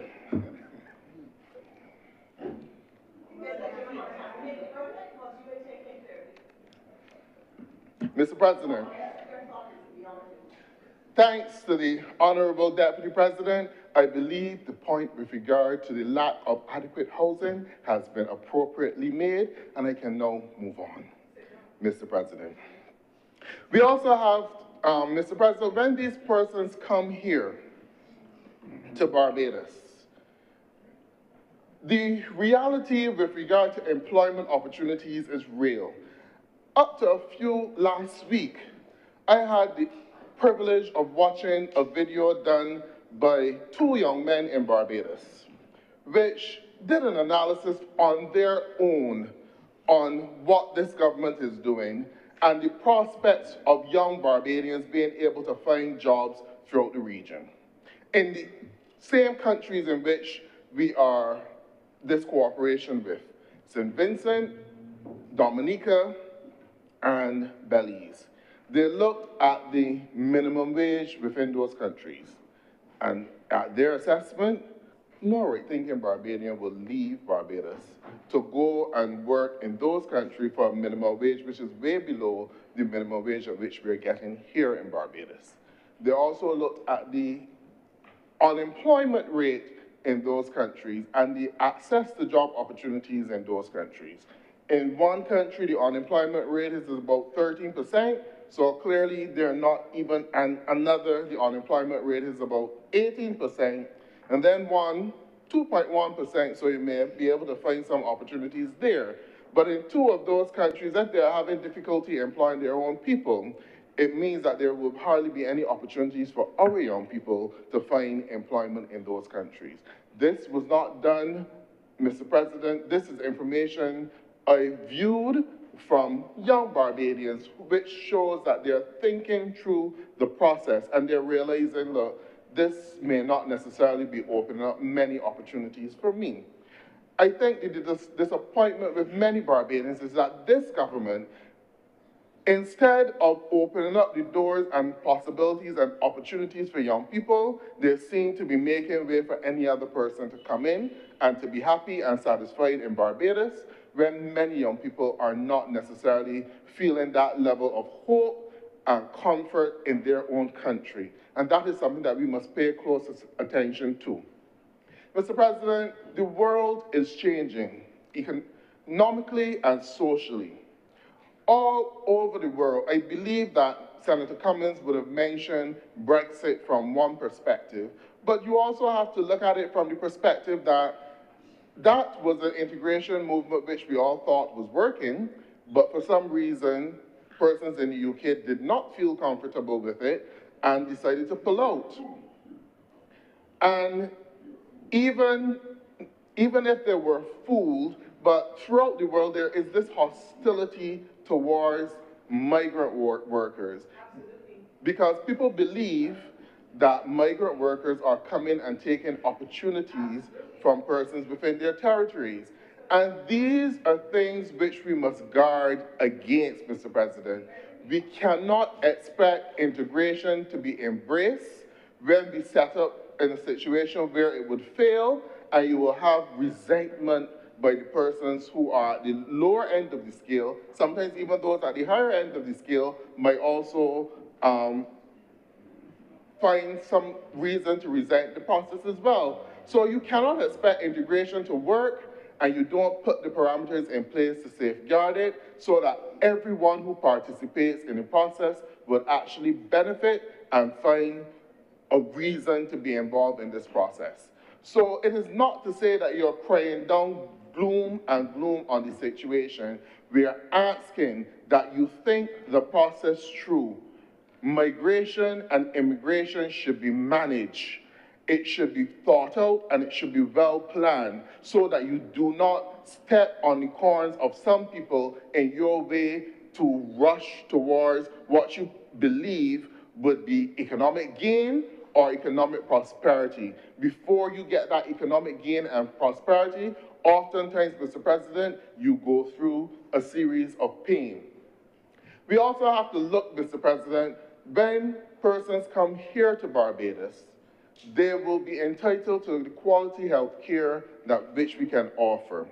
No, we are facing challenges with our healthcare system in Barbados. We are facing challenges with our school system in Barbados. Because when I say that we are facing challenges, up to this day, we have not yet improved the number of spaces available at the Samuel Jackman Preston Institute so that more Barbadians can get into those areas to study without competition. So now you're bringing additional persons who will add to the burden. Up to this day, Mr. President, the wait time at accident and emergency is not 4 hours or 8 hours, but it's like 4 days, Mr. President. When you bring in those persons, they face the same block, because the challenge within the hospital setting is that we don't have enough beds. So if you're bringing in additional persons to add to the burden, you're not going to have adequate beds. And even though the government has again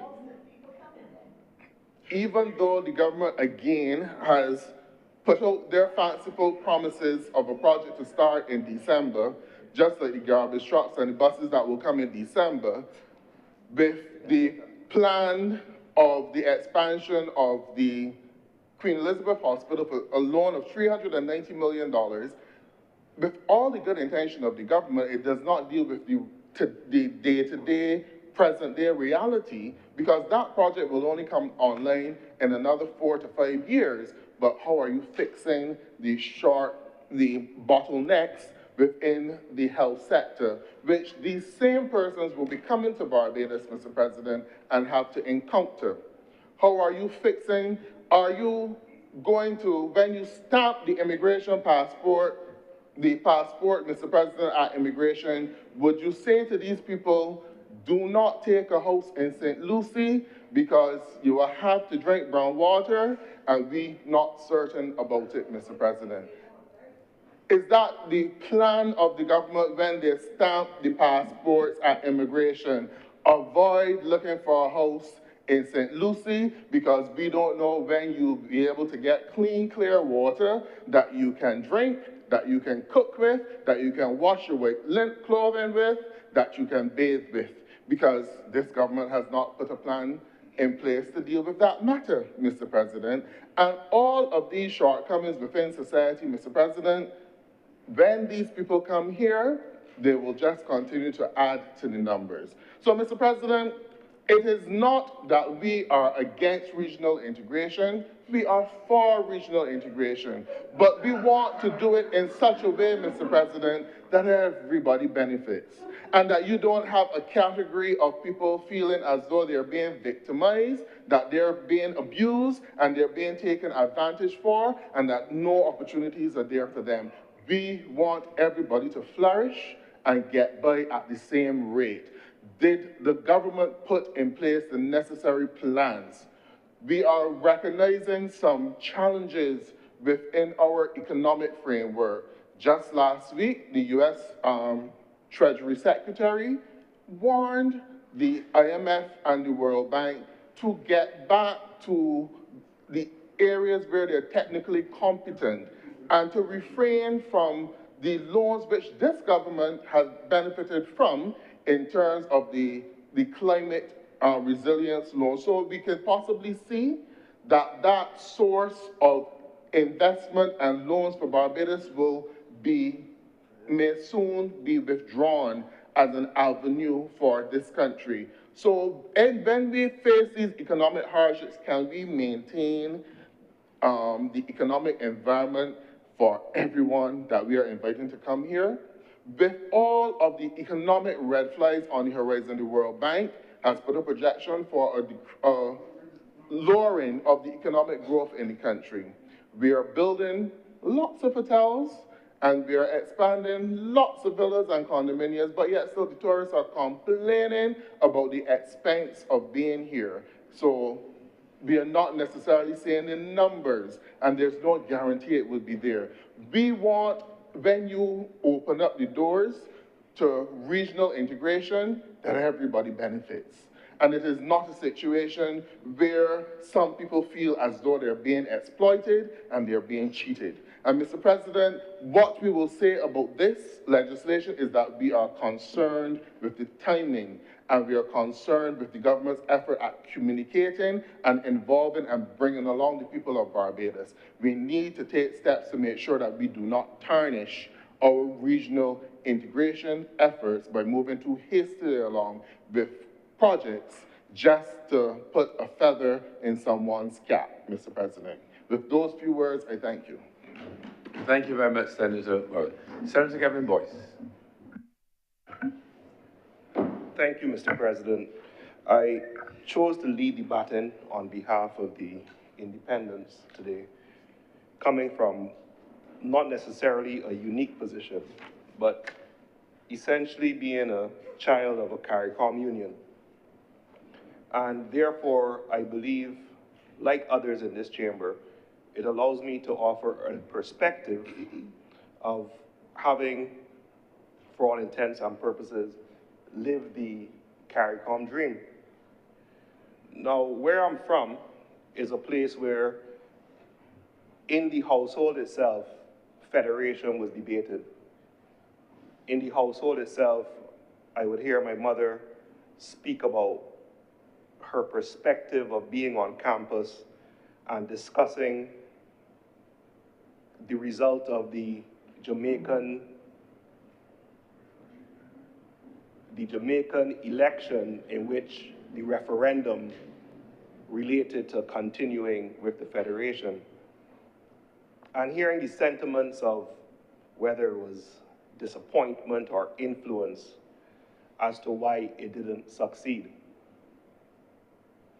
Who knows the real reason, but the point is that federation did not work. Famously, Eric Williams, who was cited by the Speaker on behalf of government, gave the famous speech in which he said, and we all know it, 1 from 10 leaves 0. Context being that Trinidad and Jamaica were the economic powerhouses at the time, and Jamaica, as a result of their referendum, which of course begs the question of voice of the people being the voice of God, Jamaica, as a result of their referendum, said no to the federation, continuing. Trinidad says we're not bearing that burden, and we all went our separate ways, save for the OECS. In doing my approach to the speech, though, I thought it interesting to look back a bit, similar to what Senator Cummings did, but more to anchor it on a statement made by Prime Minister Eric Williams in 1948, in which he lamented the risk that a fragmented West Indies would invite exploitation. Now, the question is whether those were prophetic words. we find ourselves in 2025 with individual CARICOM states being put in positions where they're being asked to do certain things. And these requests, depending on your political or philosophical bent, can be quite burdensome.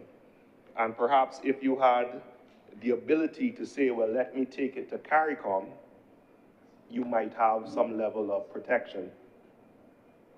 For my part, I was warmly embraced when I left Barbados to go to Trinidad, and I was warmly re-embraced when I left Trinidad to come back to Barbados. I think a fact that we can all relate to is that we as CARICOM people, we already move. We move between islands through relationships, through culture. We move through love. We move for opportunity. Sometimes we move just to get away. But we have always moved within this region.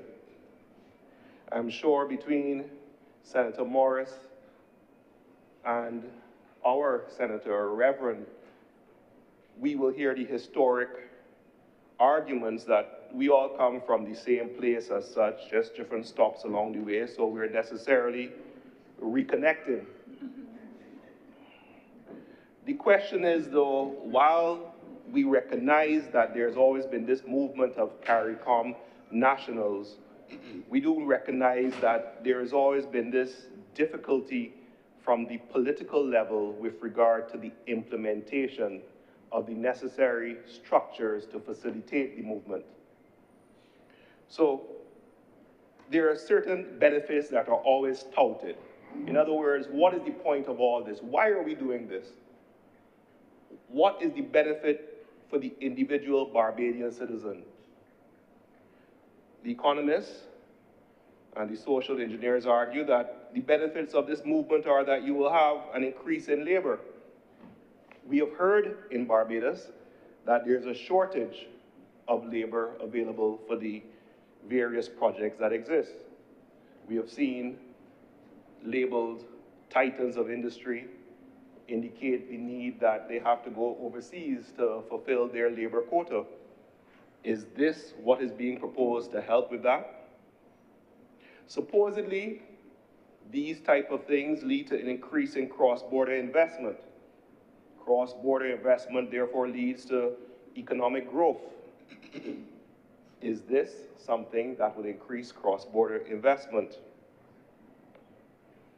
They say that integration leads to an increase in access to markets.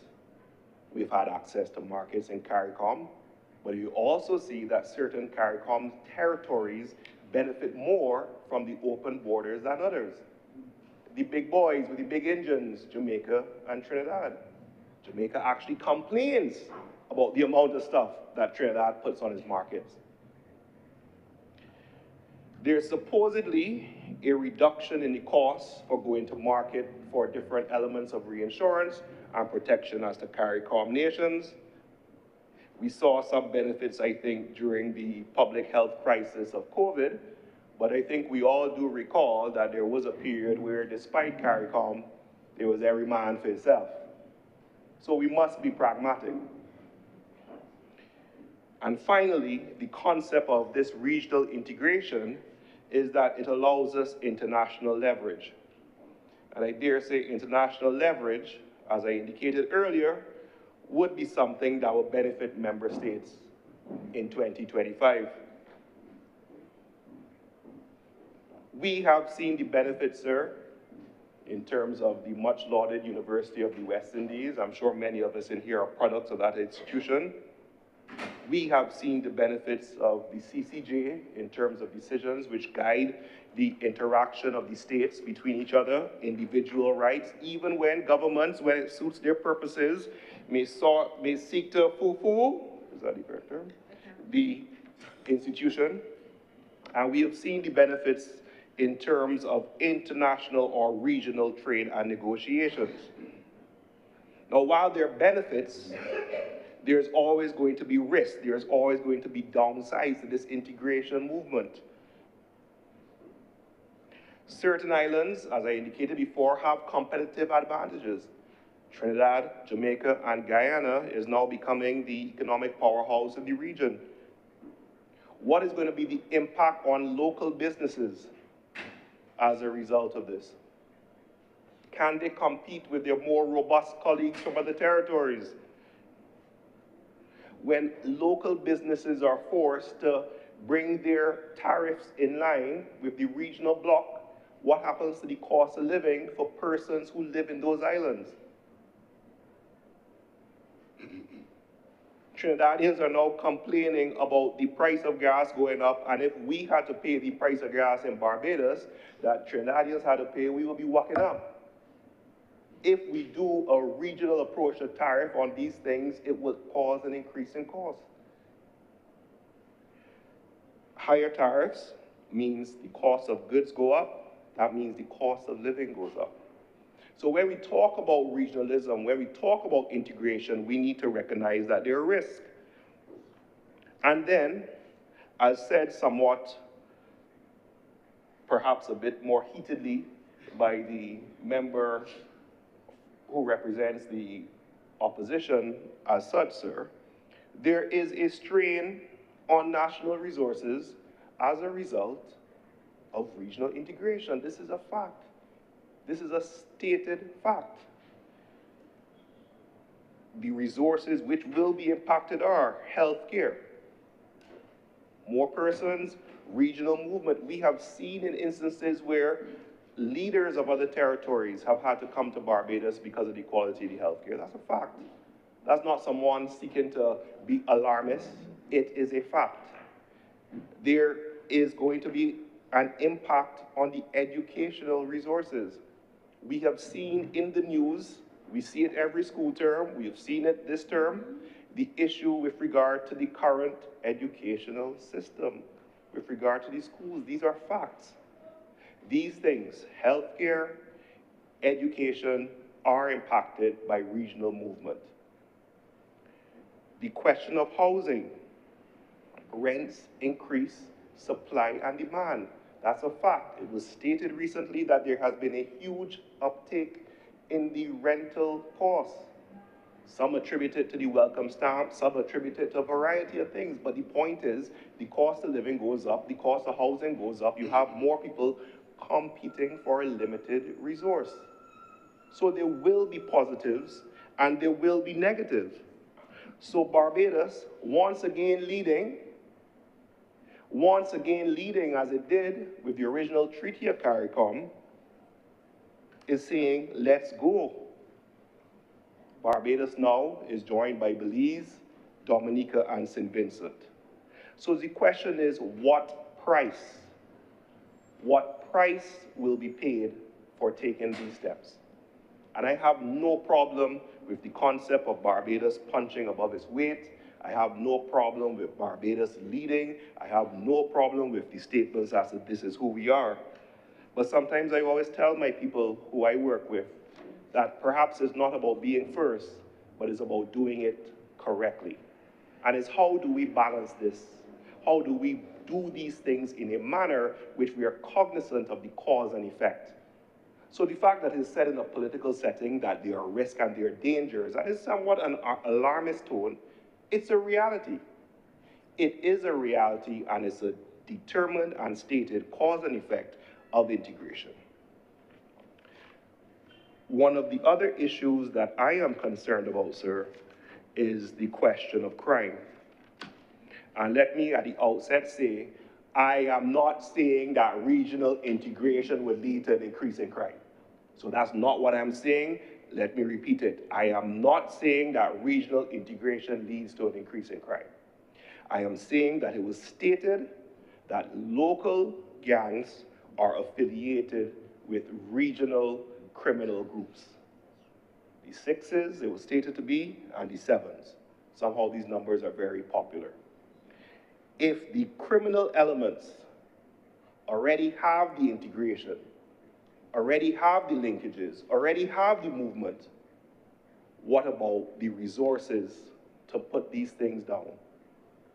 Right now, we have regional security training, We have the RSS, we have Impacts, we have Interpol, and a variety of agencies. But what we do not have is the local implementation of the Arrest Warrant Treaty, which allows policemen to go from jurisdiction A to jurisdiction B to recover criminals. We still have to rely on extradition. The recent case of Brent Thomas, where Trinidadian police came to Barbados, Barbadian police were involved in the removal of the gentleman, resulted in a litany of statements with regard to the correct procedure as to be utilized. But the point is, if the criminals are moving and the movement is being facilitated by these borders being opened, we need to ensure that the police can go after them with the same alacrity, that they be given the resources similar to what the FBI has, where they move, because we saw how that originated. The FBI had to get specific powers to move from state A to state B when they were pursuing criminals, because criminals were going across borders and doing as they like. We have a situation now where criminals move with impunity throughout our region. Sometimes they're intercepted, sometimes they're cautioned, sometimes they're stopped, sometimes quote-unquote concerts don't happen. But there's still the movement. And while the police can share the information, the ability to come after these persons, to stop them in their tracks as if they're where the regional support needs to be strengthened, and the police being given our agency be established that allows us to go after those who will bring harm under the guise of regional integration.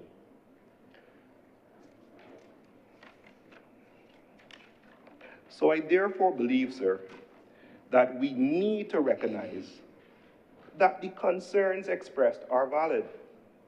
They may not be politically expedient, because I don't think any political party gets by saying, that's a good point. That's a good point. That's not how politics works. As someone says, no opposition ever succeeded by saying the government is doing a good job here. That's not how it works, I understand. But we are seeing, as indicated by the previous speaker, as I said, somewhat differently, there is a reaction to this immigration issue. There's a rise in nationalism throughout the world, and the scapegoats are always the migrants. The recent statement by the Prime Minister of Japan speaks for itself. A whole ministry has been established to deal with the quote-unquote migrants. Everybody just put your country and put the word first after it. That is where the world is. That is the reality of where we stand in 2025. So you're going to get a reaction whenever you speak about integration and movement and people and migrants, a response of protectionism and a populist narrative. You're taking away jobs from people. You are going to cause suffering. We have limited resources. Why are you doing this now? The refrain was, and I really should check the source, I'm sure we've heard it, so let's put this under the table of anecdotal, or I heard. Because you know, in Barbados, nobody knows, but everybody hears. So I heard, sir, that when they had the debate about the federation, that in Jamaica, the statement that was made was that if you had two goats, the Trinidadians coming for one to curry. Now, think of the impact and think of whether we have evolved as a Caribbean people for such a statement to fall flat in 2025. It won't. If people are concerned about their individual welfare, the concept of sharing limited resources leads to a reaction. So that's a reality. So the government finds its position of having to deal with that. It has the obligation, and I keep on saying, you can't get vexed if people say, why are you doing it? What is in it? And repeat the messaging. The government is excellent at messaging when it's ready. Excellent at messaging. So the heat or the concerns, continue to address them, continue to educate people, continue to let persons know why we are doing this and why whatever perceived harmful benefits they are will be mitigated. That's the fact, that's the obligation. For my part, I have no choice but to support. I cannot, as a child of CARICOM, come in here and say no to this. But at the same time, while supporting it, I can recognize the concerns of persons who are saying, will it hurt me? Will it impact me? And there is a price to be paid for leadership. I think we all pay it in one way or another. I think the government needs to be cognizant and to see as far as practicable, how can we protect individuals from these stated concerns, real or imagined. I thank you, Mr. President. Thank you very much, Senator Kevin.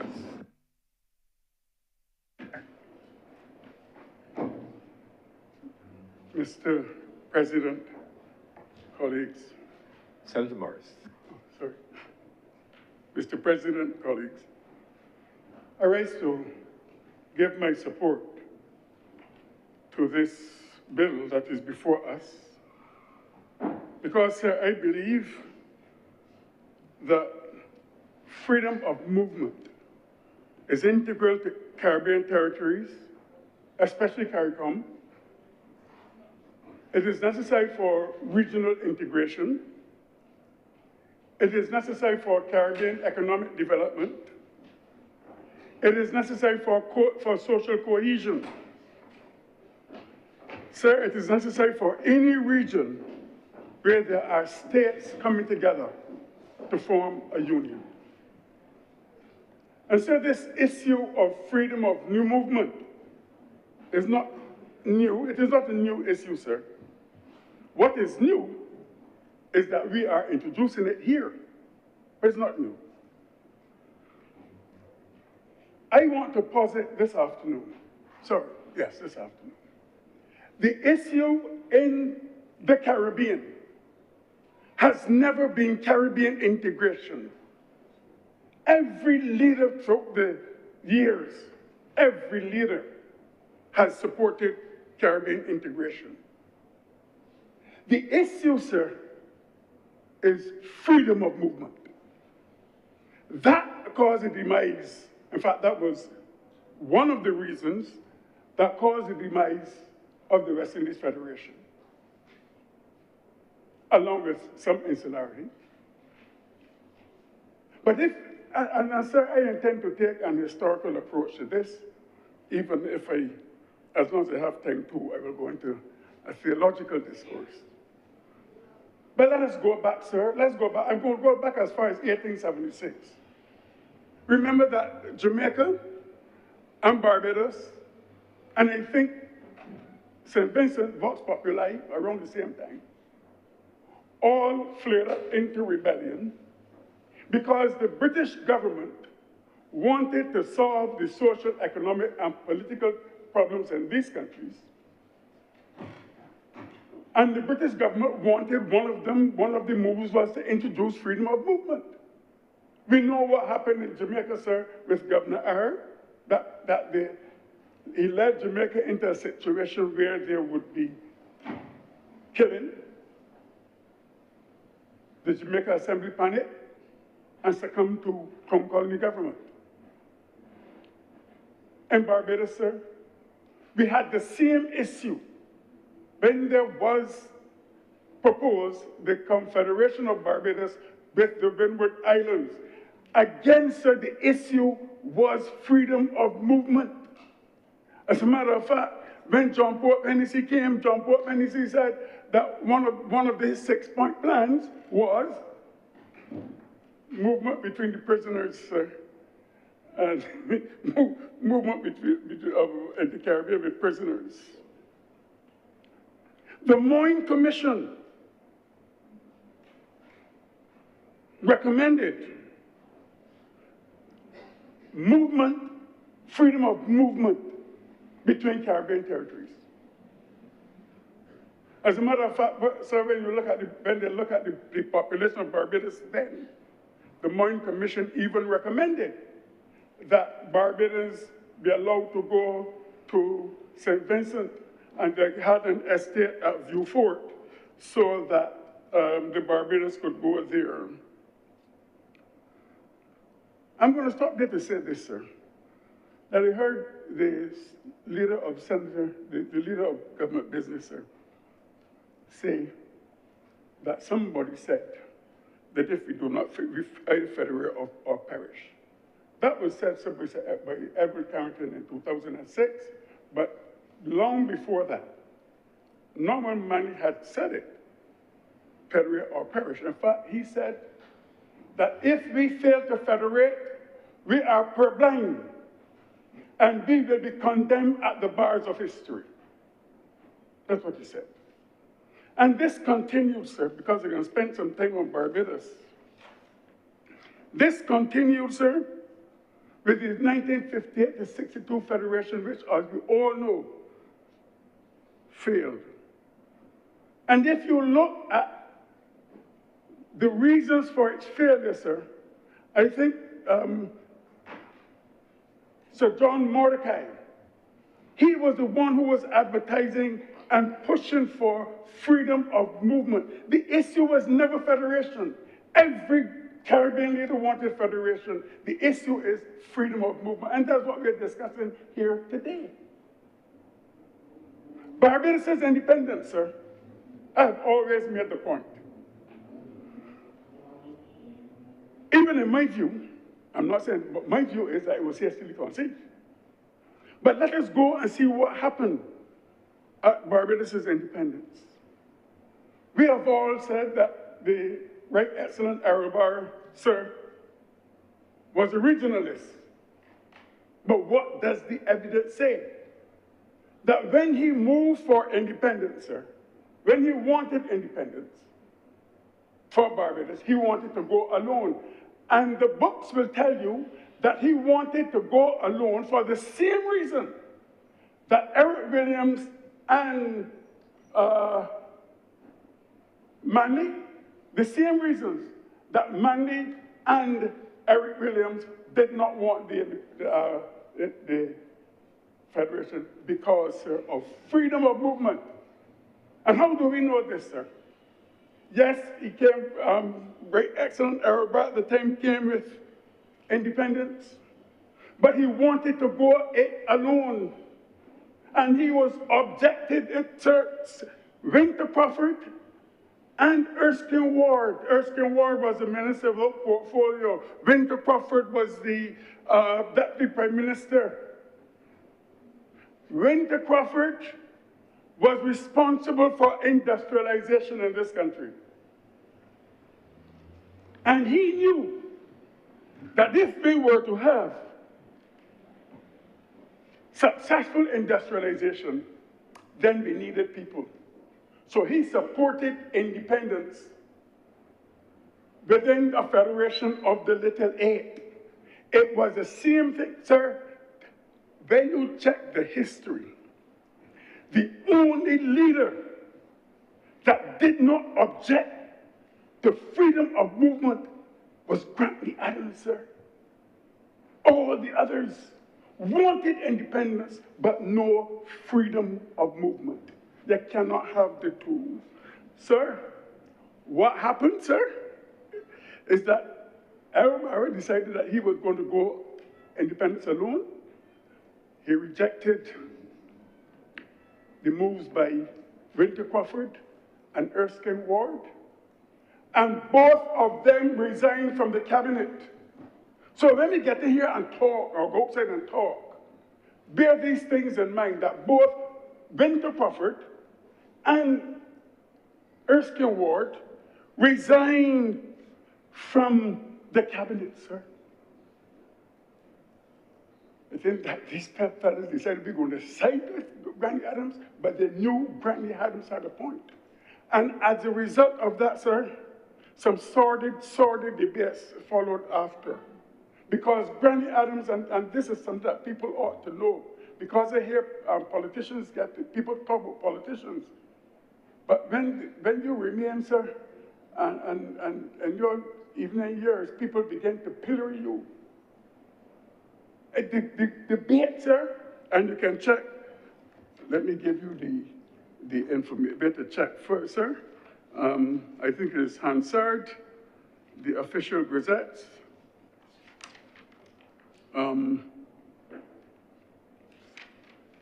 Give me a minute, sir.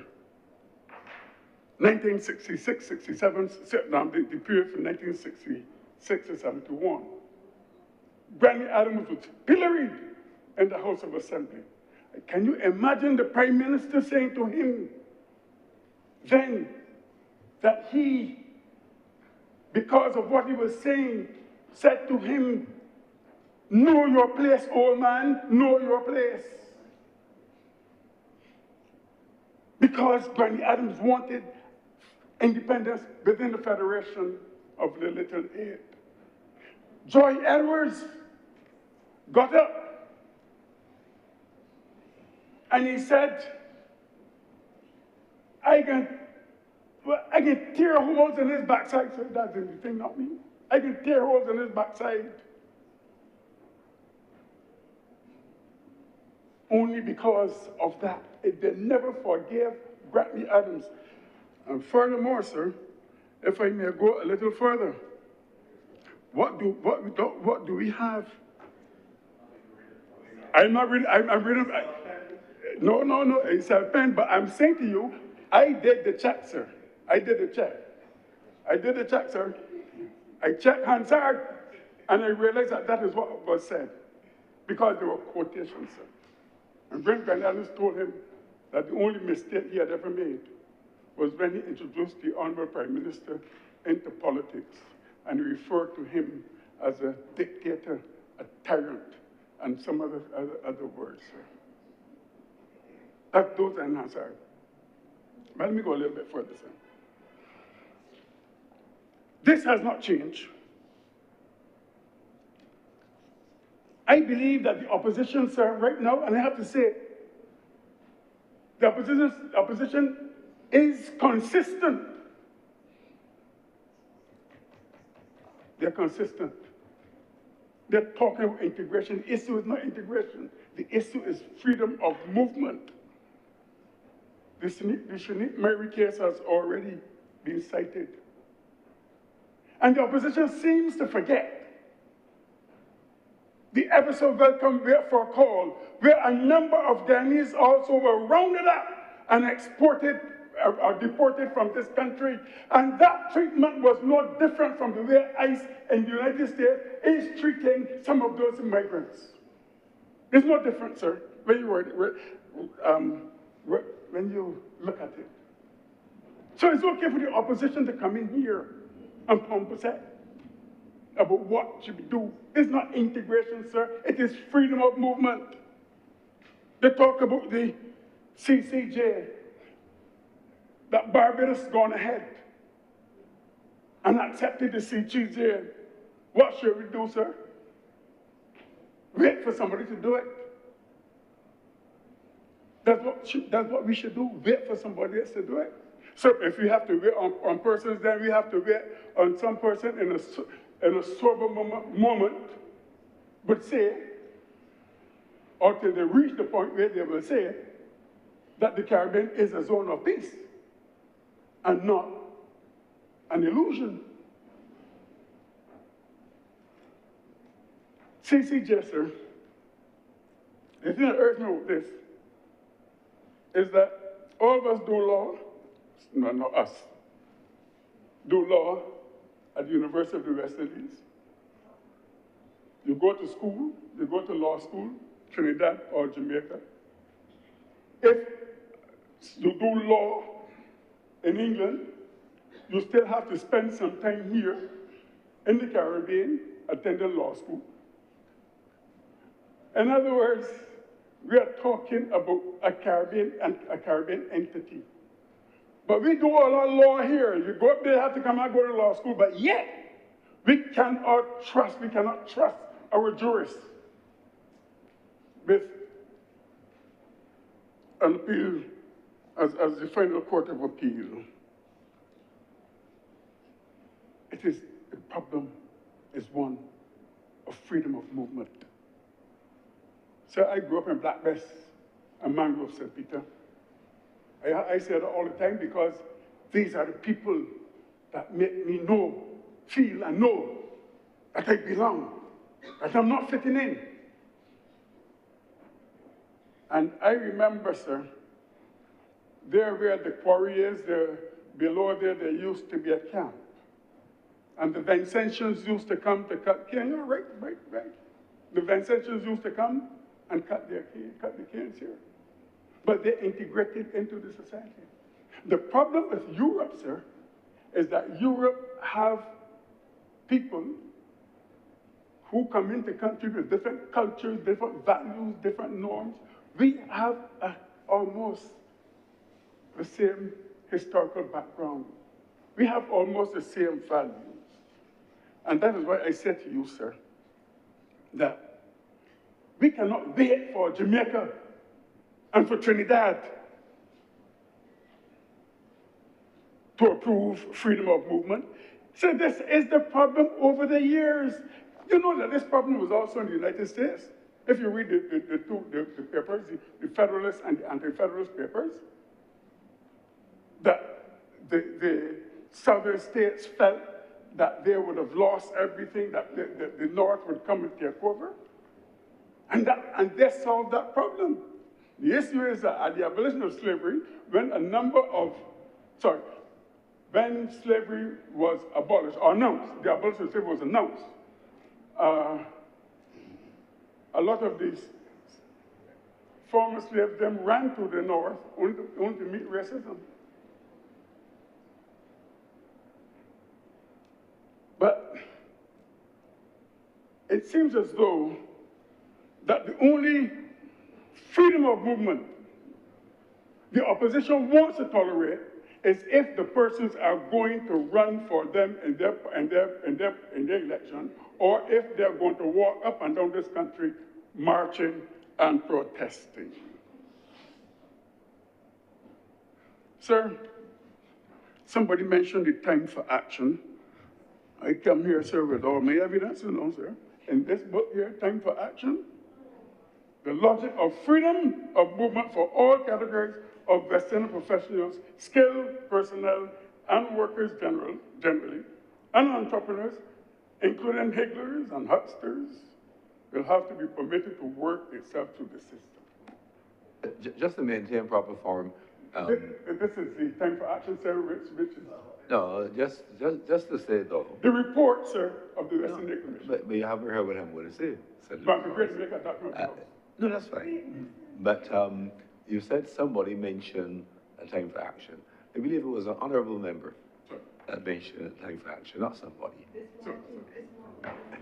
So just keep the titles official. My apologies. Sir, how do I know? That's the Moyne Commission report, sir.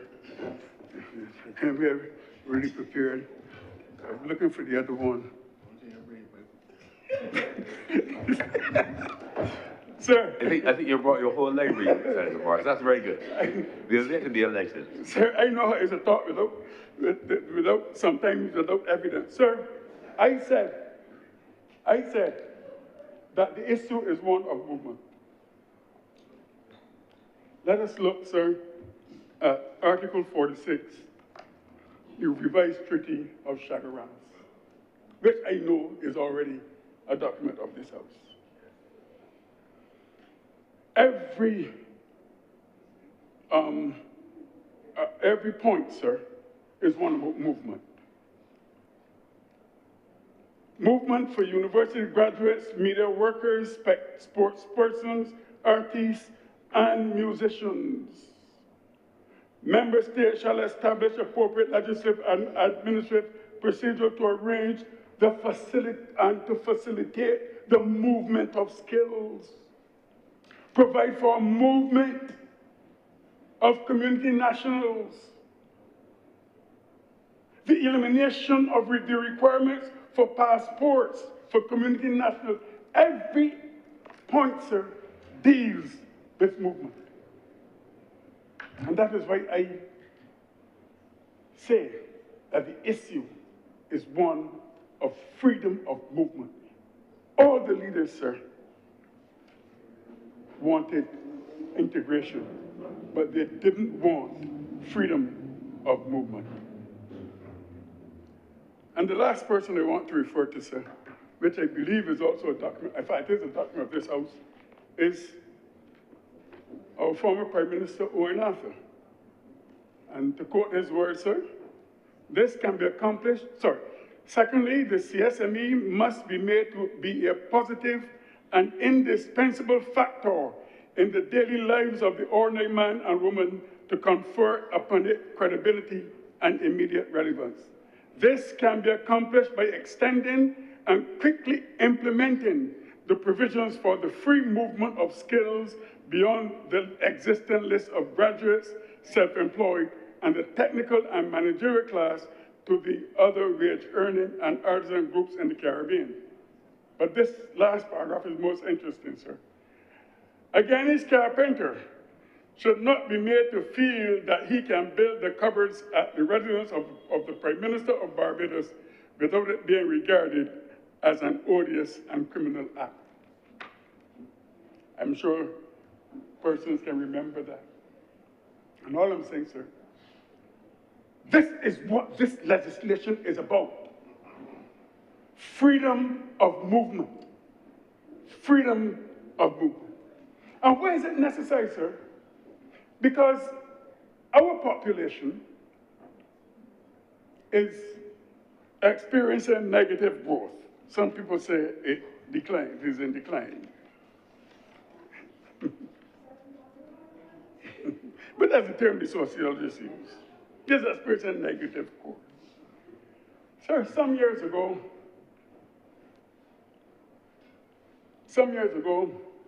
Robert Thomas Malthus posited a theory which is now referred to as the Malthusian theory, because the population was going the other direction. It was increasing. As a matter of fact, he said it was increasing exponentially, while at the same time, food supply increased arithmetically. Right or wrong, sir? I'm not good at math, but I'm not good at that. And he believed that if it continued this, that the population growth would outpace food production, and he came up with a number of solutions, a number of positive checks and preventative checks. I won't go through all of that. But of course, Malthus's prediction was not realized because there was the improvement in agricultural techniques and all of that. But our population is going in the other direction. There's no Malthus to talk about it, but there's some common sense things that we know that can affect our population when it is on the decline. One, it is going to be an aging population.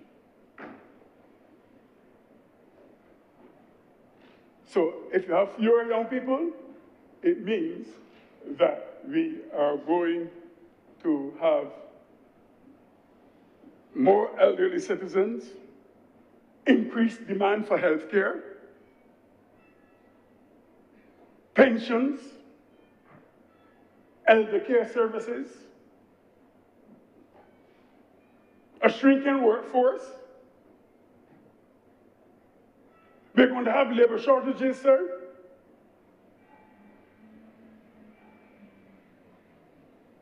Economic activity will slow down.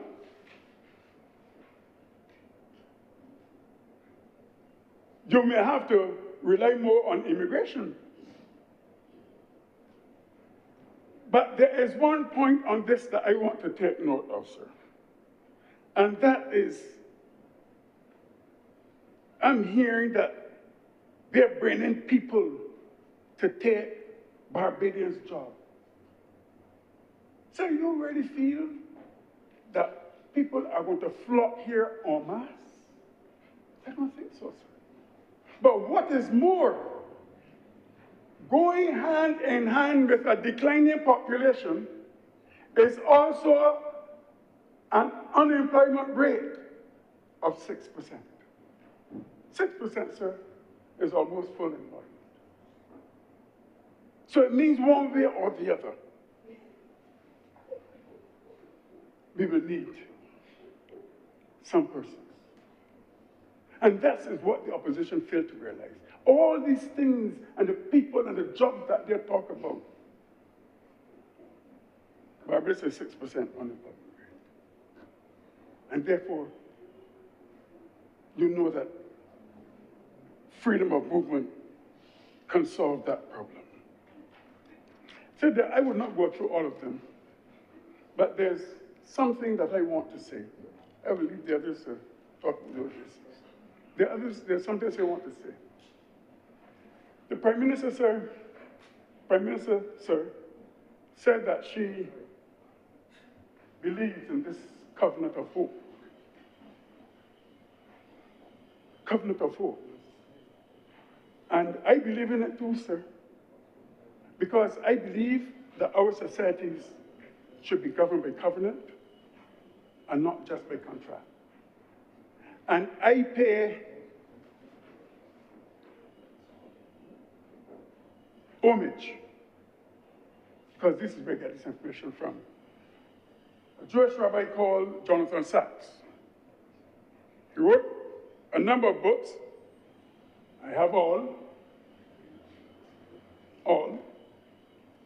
But there were three in particular that we need to look at. One, how to heal a fractured world. Two, dignity and diversity. I think that's what it is. And three, the politics of hope. And he is saying, if we're going to have things like a society, it cannot be no us and them. It cannot be an I and he and he. It has to be we. Freedom of movement, sir, requires trust. Trust that our neighbors will welcome us, that our economies will benefit, and that our societies will grow stronger together. Not the doom and gloom that I've heard, sir. A covenant fosters this trust, and that is what we need in our Caribbean society, trust. If freedom of movement is to work, sir, we must have trust. Because when we embrace covenant politics, we move beyond suspicion. We move beyond competition. We begin to see migration not as a threat, but as an opportunity for cultural exchange, for economic dynamism, and for regional solidarity. Covenant politics, sir, gives us a shared responsibility.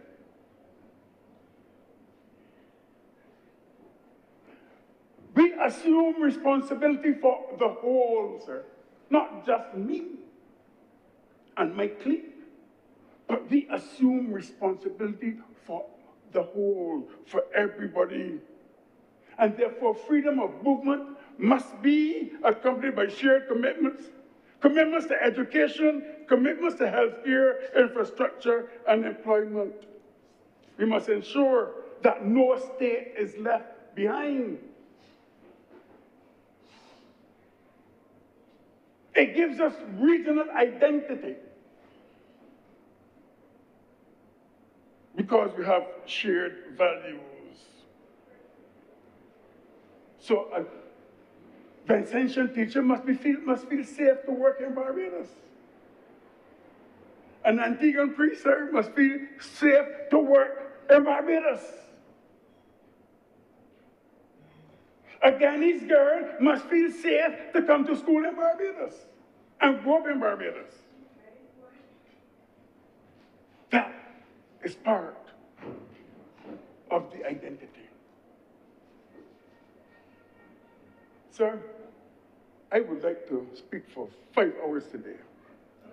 Not today. But I know you're going to tell me. You have to wind up. I have to wind up. Yes.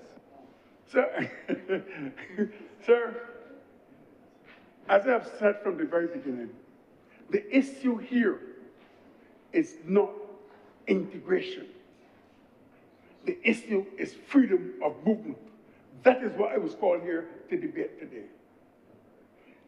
We cannot have successful integration unless we have freedom of movement. And sir, if we have this freedom of movement, I used to mark CHC, and I used to go to Jamaica, sir. I used to go to Jamaica. And you could not tell who was Jamaican, Barbadian, anybody, only in terms of accent. Yes, sir. One final point that was made by the Honorable Senator for the opposition. Talking about CFC. We say up to now, I have a very strong relationship with CFC. And I know that every 10 years, the various syllabi are readjusted to suit circumstances in the Caribbean. Right now, I'm even involved in the amendment of the syllabus for Cape history. So I'm saying that do not let us frighten Caribbean people with these things. What we need to do, sir, is to look at this Caribbean as an entity. Look at it as an entity, all for one or one for all.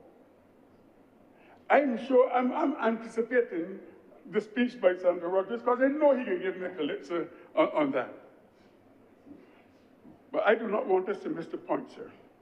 The issue is not Caribbean integration. Everybody is for it. The issue is freedom of movement. With that, sir, I wish to thank you. Thank you, Senator Reverend Morris. Senator Cummins. Mr. President, I know that there are those who appear to be eager to speak, but I beg to move at this time the suspension of this sitting for lunch to reconvene at 3:10 in the afternoon. The question is that this sitting be suspended until 3:10 p.m. today. Will those honorable senators in favor please say aye? Those against please say no. The things the ayes have it, this sitting is suspended until 3:10 p.m.